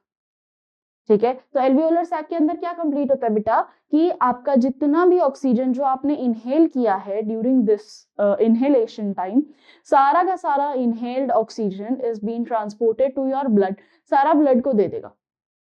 Blood से जितना कार्बन डाइऑक्साइड, ब्लड बेकार चीज ही तो लाएगा, ब्लड कार्बन डाइऑक्साइड ही तो लेके आएगा। सारी सेल्स तुम्हारी रेस्पायर कर रही है, सारा रेस्पिरेशन होने के बाद ब्लड क्या करता है कि सारी सेल्स से एक एक कार्बन डाइऑक्साइड कलेक्ट कर लेता है।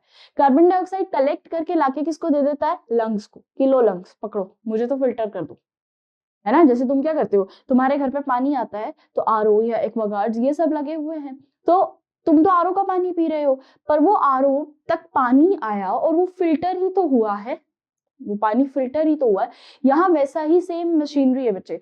यहाँ पे ये जो ब्लड आता है, ये ब्लड एक तरीके से ये वाला एरिया ब्लड के लिए RO है, ऐसा समझ लो, या एक्वागार्ड है।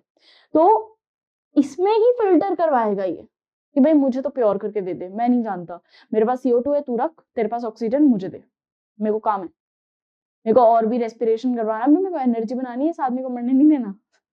ठीक है, तो ये आपका सारा काम कंप्लीट करता है। क्लियर है, चलें आगे, next.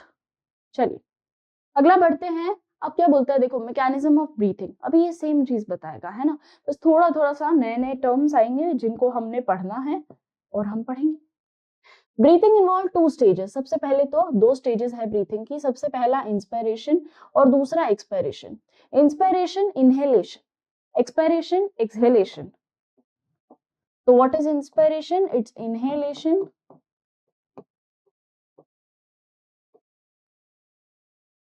and what is expiration,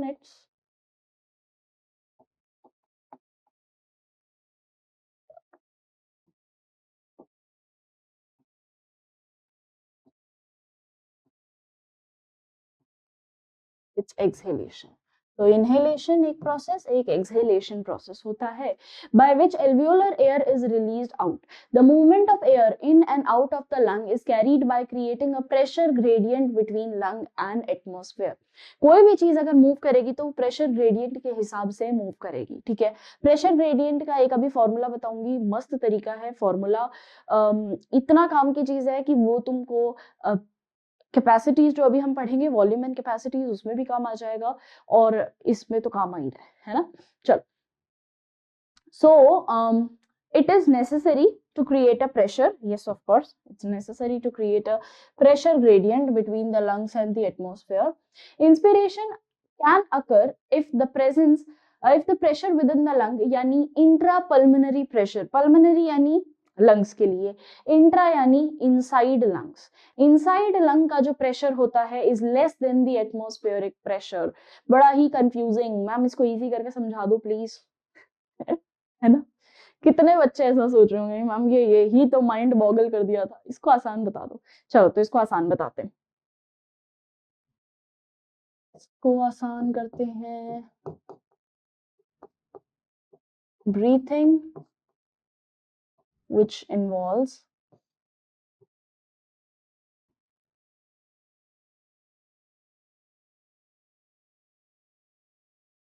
two stages, that is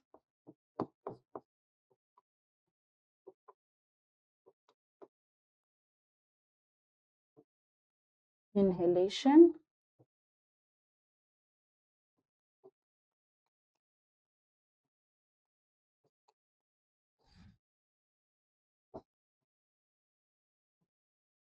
and exhalation. ठीक है, inhalation is inhaling the air, inhaling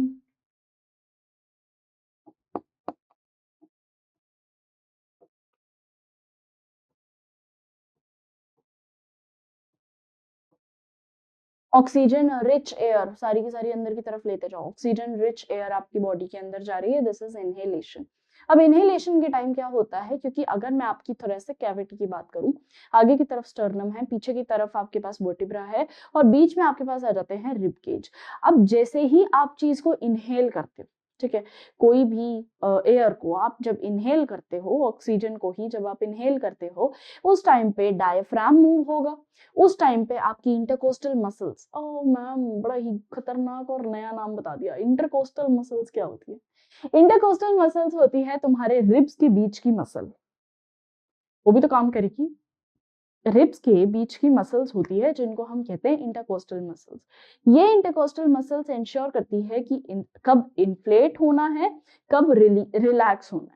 एक तो होगा सांस लेना जिसमें इन्फ्लेट होना है, आगे की तरफ चेस्ट कैविटी बढ़ेगी, और एक होगा एक्सहेलेशन जिसके अंदर आपको सिकुड़ना है. सिकुड़ना यानी कि जिसके अंदर जितना आपका एयर प्रेशर है वो सारा का सारा कम हो जाने वाला है. तो उससे क्या होगा बच्चे कि सारा का सारा प्रेशर कम हो गया तो आपका चेस्ट कैविटी जो होगी वो कॉन्ट्रैक्ट हो जाएगी, एक तो एक्सपैंड होगी, एक कॉन्ट्रैक्ट होगी. ठीक है, यही चीज को हम समझते हैं अभी. तो ऑक्सीजन रिच एयर को इनहेल करना है. ठीक है, अब इसका एक फॉर्मूला होता है. अब ये फॉर्मूला आप सबने पढ़ा होगा, प्रेशर और वॉल्यूम का, इनवर्सली प्रोपोर्शनल का.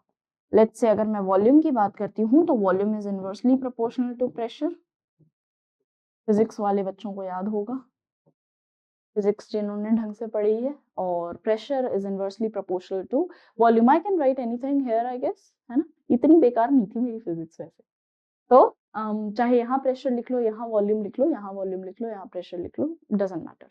याद इतना रखना है कि वॉल्यूम अगर बढ़ेगा तो प्रेशर घटेगा, प्रेशर अगर बढ़ेगा तो वॉल्यूम घटेगा. समझना ये चीज. और इसको मैं कोई और कलर से लिखती हूँ ताकि तुम्हारी नजर में चुभे ये. प्रेशर, ओके, वॉल्यूम लिखा था. Volume is inversely proportional to pressure. Very important and very useful. अब ये हर जगह काम आएगा, एक ही फॉर्मूला से काम करना है अपन ने.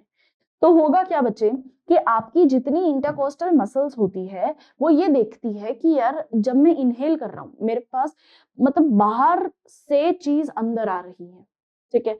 अगर आपकी बॉडी है, आपकी बॉडी में बाहर से प्रेशर जो है वो अंदर की तरफ आ रहा है, तो इसका मतलब अगर कोई चीज बाहर ज्यादा होगी तभी मेरे अंदर आएगी। सुनना ध्यान से, ये आपकी पूरी बॉडी है, ठीक है। ओके, बना ही देती हूँ मैं आपको। This is you.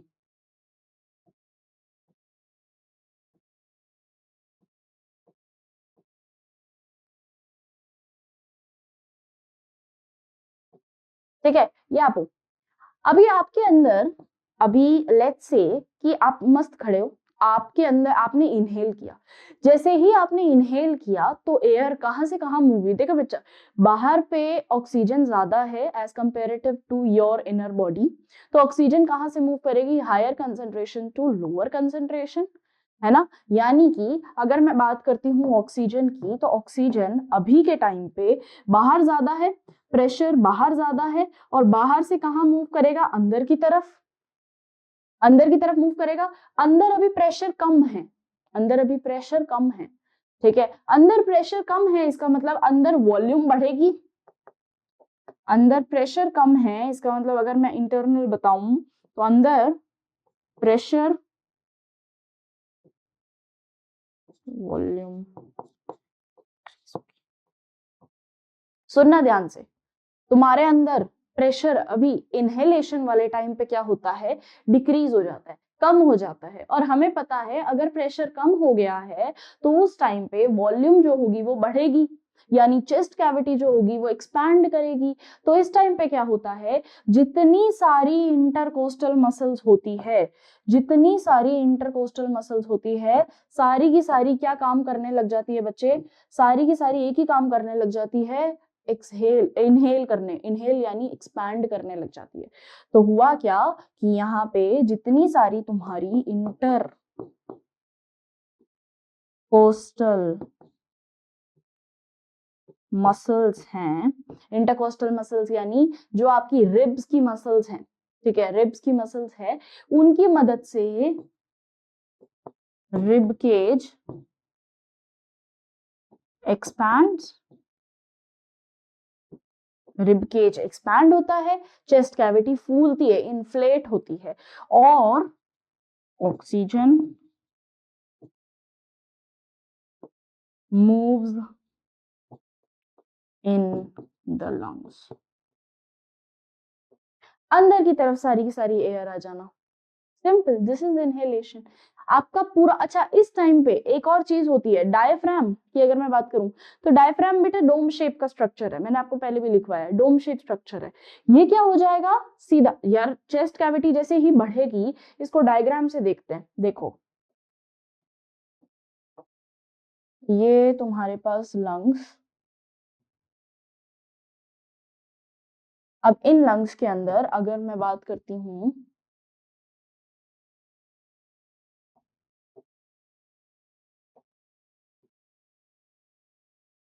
अगर इन लंग्स के अंदर मैं बात करती हूँ इंटरकोस्टल मसल्स और उसकी, तो यहाँ देखो, ये तुम्हारे पास स्टर्नम वाला इलाका,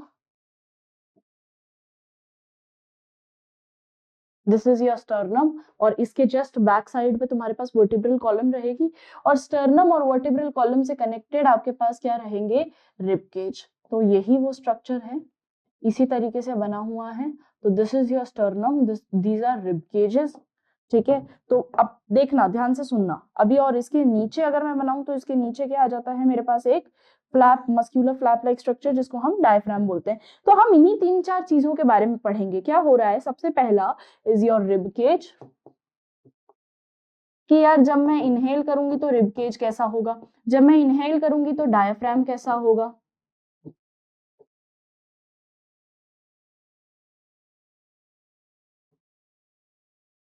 डायफ्राम कैसा होगा जब मैं इनहेल करूंगी, तो उस टाइम पे क्योंकि स्टर्नम और जो हमारा थोरेसिक कैविटी है वो कनेक्ट कर रही है ना दोनों चीजों को, तो उस टाइम पे मेरी चेस्ट कैविटी यानी थोरेसिक कैविटी पूरी की पूरी का क्या हो जाएगा, ये पूरी क्या है आपके पास, this is whole your thoracic cavity. तो इस थोरेसिक कैविटी का क्या होगा, ये कैसे बढ़ेगी कि घटेगी, क्या होगा इसका, तो ये चीज आपको पता लगनी है। तो अब देखो, सुनो ध्यान से कि क्या चीजें होती है। सबसे पहला, जब आप इनहेल करते हो उस टाइम पे आपकी बॉडी में प्रेशर जो होता है वो कम होता है। जब प्रेशर कम होगा तो आप क्या करोगे, ज्यादा से ज्यादा एयर अंदर लोगे, ठीक है। और जैसे ज्यादा से ज्यादा एयर अंदर लोगे उस टाइम पे वॉल्यूम क्या हो जाएगा बच्चे, आपकी बॉडी का बढ़ जाएगा। और जैसे ही वॉल्यूम बढ़ जाएगा, जैसे ही यहाँ पे वॉल्यूम बढ़ जाएगा, रिब केज के सामने प्रेजेंट रहती है कुछ इस तरीके की मसल्स। इनको हम बोलते हैं intercostal muscles.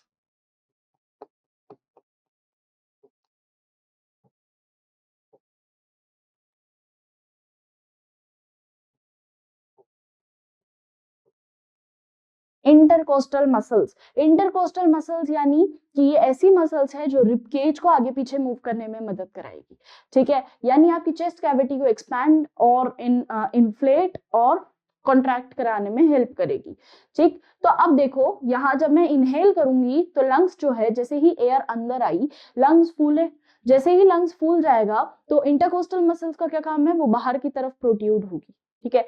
Similar rib cage कहाँ मूव होगा, आउटवर्ड्स मूव होगा, ठीक है। ध्यान से सुनना, रिब केज कहाँ मूव होगा, rib cage expand, move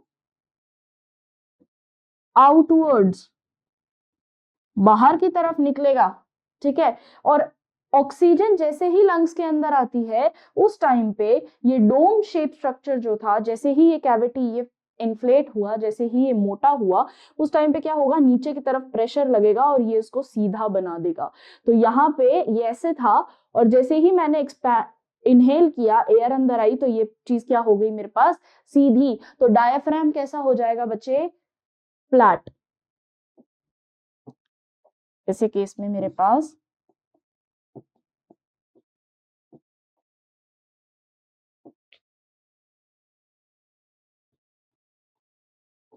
diaphragm कैसा हो जाता है, सीधा सख्त फ्लैट, एकदम फ्लैट, ठीक है। फिर उसके बाद आता है एक्सहेलेशन। एक्सहेलेशन के अंदर क्या हो गया कि अब सेम चीज, प्रेशर और वॉल्यूम का डिफरेंस क्या होता है, देखो। एक्सहेलेशन में देखो क्या होगा, एक्सहेलेशन इज रिमूवल ऑफ, यहां ऑक्सीजन रिच था, यहां CO2 rich air, removal of CO2 rich air, carbon dioxide rich air को जब हम रिमूव करेंगे उस टाइम पे क्या होता है, यही इंटरकोस्टल मसल्स है, पर इस बार ये एक्सटर्नल इंटरकोस्टल मसल्स काम आएंगी। सो एक्सटर्नल इंटरकोस्टल मसल्स काम आती है। एक्सटर्नल इंटरकोस्टल मसल्स क्या करेगी बेटा जी, अब आपका शरीर बना दो वापस, यहाँ बना दू, कहाँ बना दू, यहीं बना दू, यहाँ तो थोड़ा सा यहाँ बना देती, दिस इज यू, हाँ।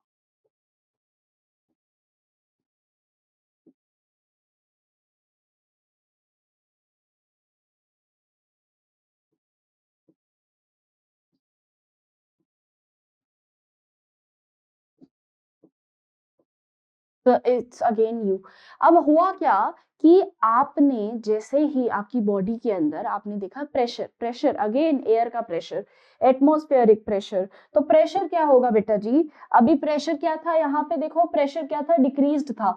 यहाँ क्या हो जाएगा, अगर मैं इंटरनल बात करूंगी तो प्रेशर इंक्रीज हो जाएगा, पल्मोनरी प्रेशर इंक्रीज हो जाएगा। भाई ऑलरेडी एयर अंदर थी, एयर अंदर है, एयर निकालने के लिए प्रेशर इंक्रीज होगा। जब प्रेशर इंक्रीज होगा उस टाइम पे क्या हो जाएगा बच्चे, वॉल्यूम डिक्रीज हो जाएगी, इनवर्सली प्रोपोर्शनल है ना। तो जैसे ही प्रेशर इंक्रीज हुआ यहाँ पे वॉल्यूम जो होगी वो डिक्रीज हो जाएगी। तो कितना सिंपल सा फिनोमिना है कि आपने करना क्या है, ध्यान से सुनना, ध्यान से सुनना। होगा क्या, हुआ क्या कि जैसे ही प्रेशर और वॉल्यूम का फॉर्मूला याद रख लो, है ना, pressure is inversely proportional to volume. अब ये तुम्हारे फिजिक्स में भी काम आएगा, ये बायो में भी काम आ रहा है, ठीक है, फिजिक्स आता है ना, फिजिक्स में भी आएगा। हाँ, तो हुआ क्या, जैसे ही तुमने इनहेल किया, इनहेलेशन वाले टाइम पे आपकी बॉडी का प्रेशर कम था, ठीक है। आपके ऑक्सीजन ऑब्वियसली आपके चेस्ट में, लंग्स में नहीं थी, तो जब आपकी लंग्स में ऑक्सीजन है ही नहीं तो वहां प्रेशर कम है, और जब प्रेशर कम है उस टाइम पे जो वॉल्यूम है वो क्या हो जाएगी बच्चे, इंक्रीज होगी, क्योंकि प्रेशर कम वॉल्यूम बढ़ेगा। प्रेशर कम हुआ तो वॉल्यूम बढ़ेगा, तो वॉल्यूम बढ़ता है, उसके कारण इन्हें मतलब एकदम इन्फ्लेट हो जाता है आपका एल्विलाई। ठीक है। सेकेंड थिंग, अब क्या हुआ, ये तो हो गई इनहेलेशन की बात। एक्सेलेशन पे आते हैं। एक्सेलेशन में क्या होता है कि आपकी बॉडी में ऑलरेडी ऑक्सीजन है ना, और ऑक्सीजन नहीं, अब तो अगर चेंज भी मैं कर दूं तो आपकी बॉडी में ऑलरेडी CO2 है, तो CO2 है इसका मतलब वहां प्रेशर क्या है, ज्यादा, उसको तेजी से बाहर निकालना है। जब चीज को बाहर निकालना है उस टाइम पे क्या होगा, प्रेशर बढ़ा हुआ है मेरे पास, तो वॉल्यूम क्या हो जाएगी बच्चे, अपने आप ही कम। तो यानी जब मेरे पास प्रेशर बढ़ेगा तो वॉल्यूम कम, यही चीज हो रही है। तो प्रेशर मैंने बढ़ाया है यहाँ पे, उतने ही प्रेशर से बाहर निकलेगी CO2 और आपका वॉल्यूम जो है वो कम हो जाएगा। तो प्रेशर बढ़ा और वॉल्यूम घटी। जैसे ही वॉल्यूम कम होगी तो सारी की सारी चीजें, जैसे कि यहाँ रिब केज एक्सपैंड हो रहा था, यहाँ क्या हो जाएगा, वही रिब केज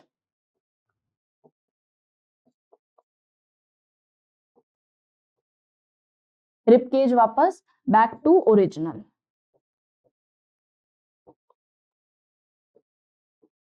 ये नॉर्मल पोजीशन पे वापस ठहर जाएगा, वापस नॉर्मल पोजीशन पे आ जाएगा। यहाँ रिब केज एक्सपैंड हो रहा था, आउटवर्ड मूव कर रहा था, यहाँ पे ये वापस इनवर्ड मूव कर जाएगा। इनवर्ड मतलब ओरिजिनल पोजीशन पे आ जाएगा, ऐसा नहीं अंदर की तरफ मैम मूव करवा रहे हो, नहीं नहीं भाई, इनवर्ड मत ही लिखो तुम, ऐसा मत कर देना। कई महान योद्धा ये भी होंगे, है ना, नीट की जंग में, कि मैम अच्छा बाहर भी निकाल रहे थे तो मुझे लगता है अंदर की तरफ मुड़ जाएगा, रिब के ऐसे करके फोल्ड हो जाएगा मैम अंदर की तरफ, ऐसा मत करने लग जाना। चलो आगे, oxygen moves in the lungs, यहाँ क्या हो जाएगा बच्चे, CO2 moves out the lungs.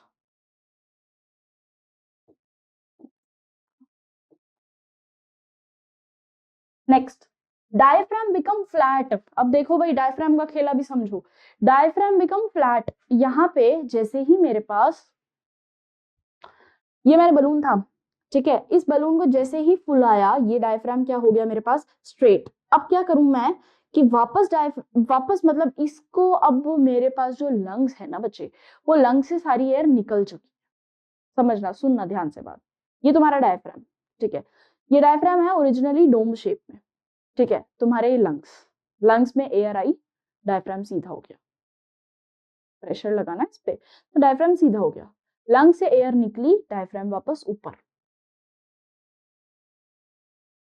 समझ रहे हो। तो जैसे ही इसमें एयर आएगी डायफ्राम स्ट्रेट हो जाएगा, जैसे ही इससे एयर निकल जाएगी डायफ्राम वापस डोम शेप में बन जाएगा। इससे आसान और कोई चीज ही नहीं है। तो डायफ्राम वापस कैसा बन गया बेटा जी आपके पास, dome shape again.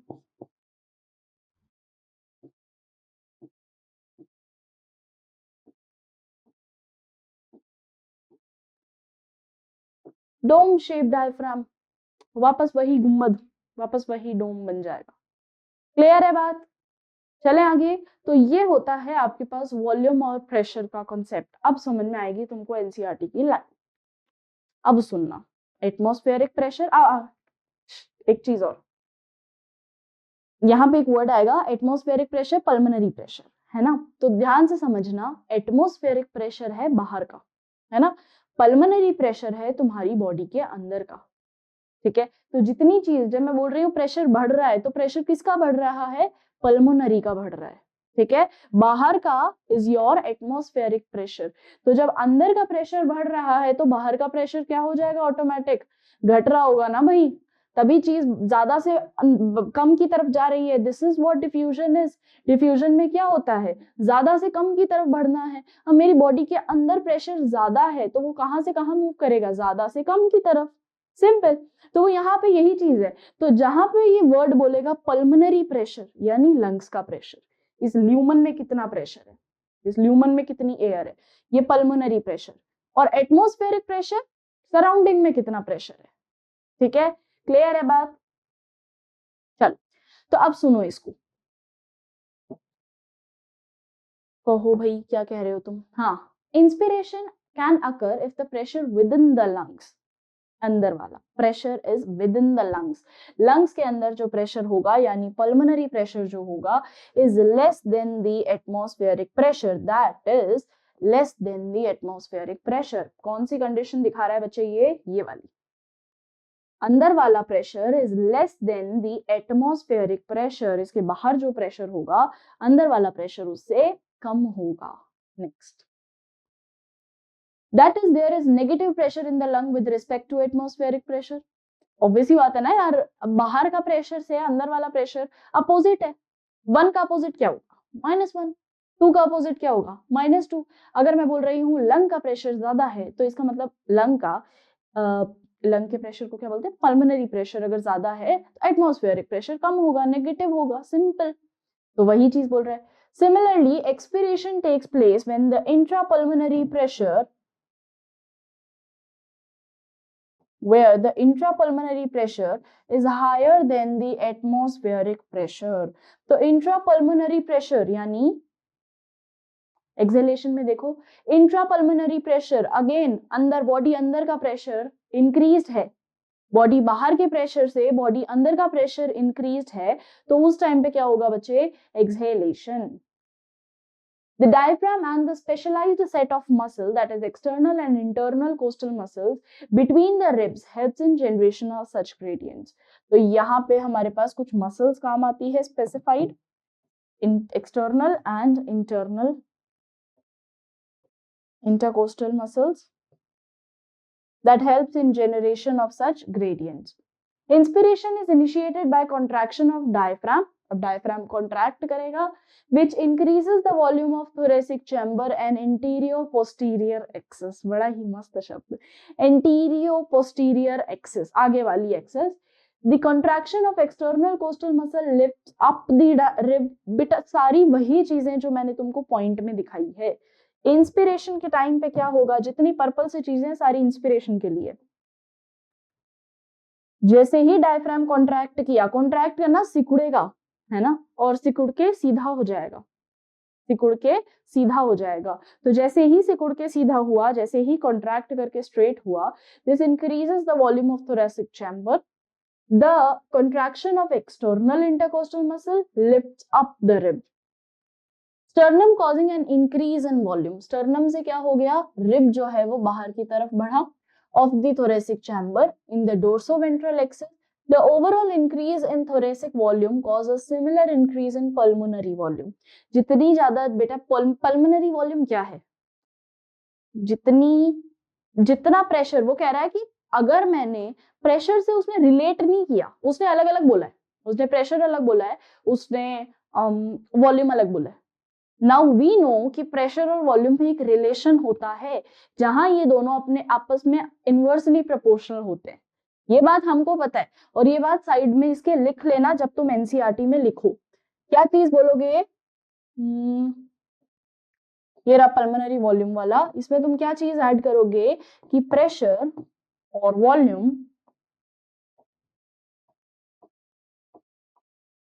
Is inversely proportional to the pressure. ठीक है, तो वॉल्यूम इनवर्सली प्रोपोर्शनल है प्रेशर के। And increase in pulmonary volume, अगर वॉल्यूम बढ़ा, decrease in pulmonary pressure to less than that of the atmospheric pressure which forces the air from outwards to inwards the lungs, this is called inspiration। चीज बाहर से अंदर आ रही है बच्चे, है ना, बाहर से अंदर की तरफ मूव हो रही है, oxygen moves in the lungs और diaphragm becomes flat, oxygen moves in the lungs. Similar to that,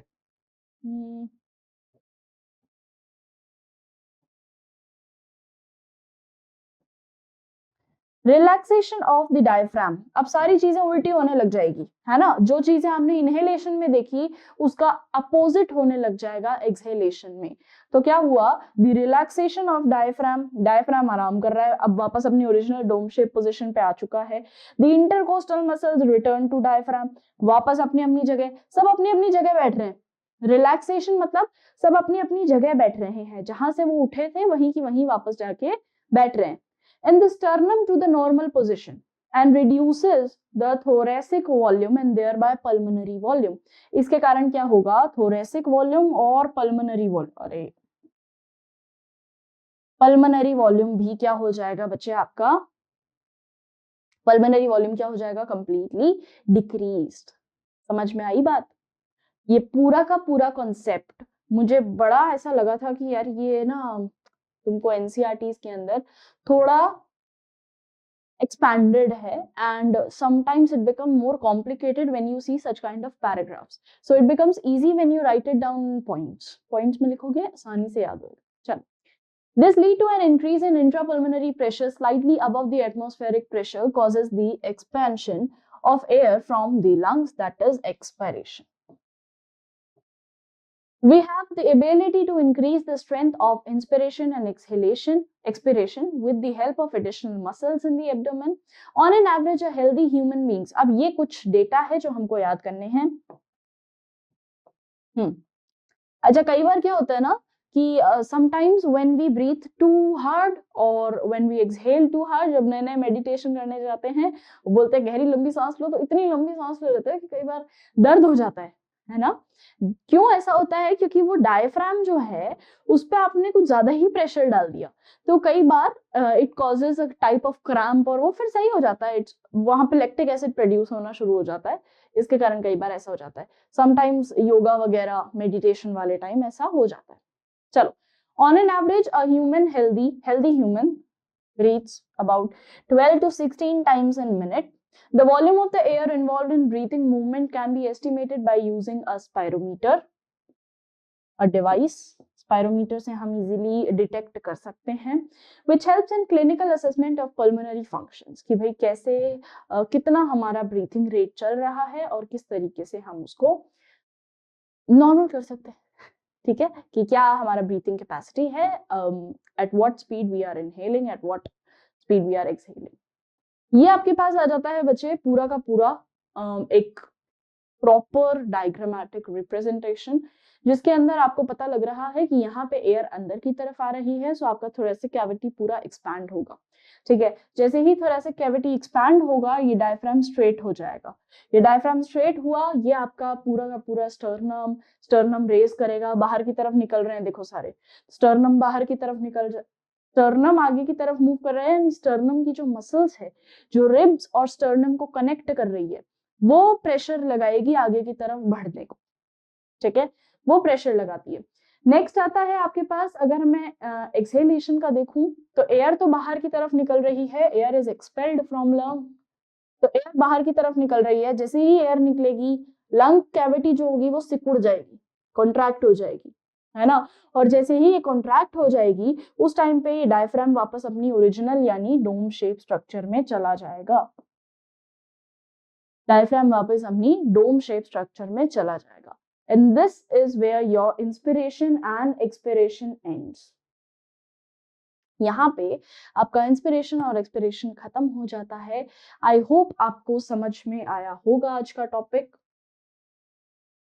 I hope आपको आज का टॉपिक समझ में आया होगा बच्चों। तो नेक्स्ट लेक्चर में हम लोग कंप्लीट करेंगे रेसिडुअल वॉल्यूम, मतलब वॉल्यूम्स एंड कैपेसिटीज। इसी के साथ साथ हम कुछ एक्सचेंज ऑफ गैसेस को भी थोड़ा और डिटेल में एक्सप्लेन करेंगे। आज हमने थोड़ा इंट्रोडक्शन एक्सप्लेन किया है, नेक्स्ट लेक्चर में हम थोड़ा mechanism of breathing, mainly exchange of gases जो एल्वियोलाई के अंदर कंप्लीट होता है, उसे थोड़ा और डिटेल में देखेंगे। Okay everyone, bye bye, have a great day.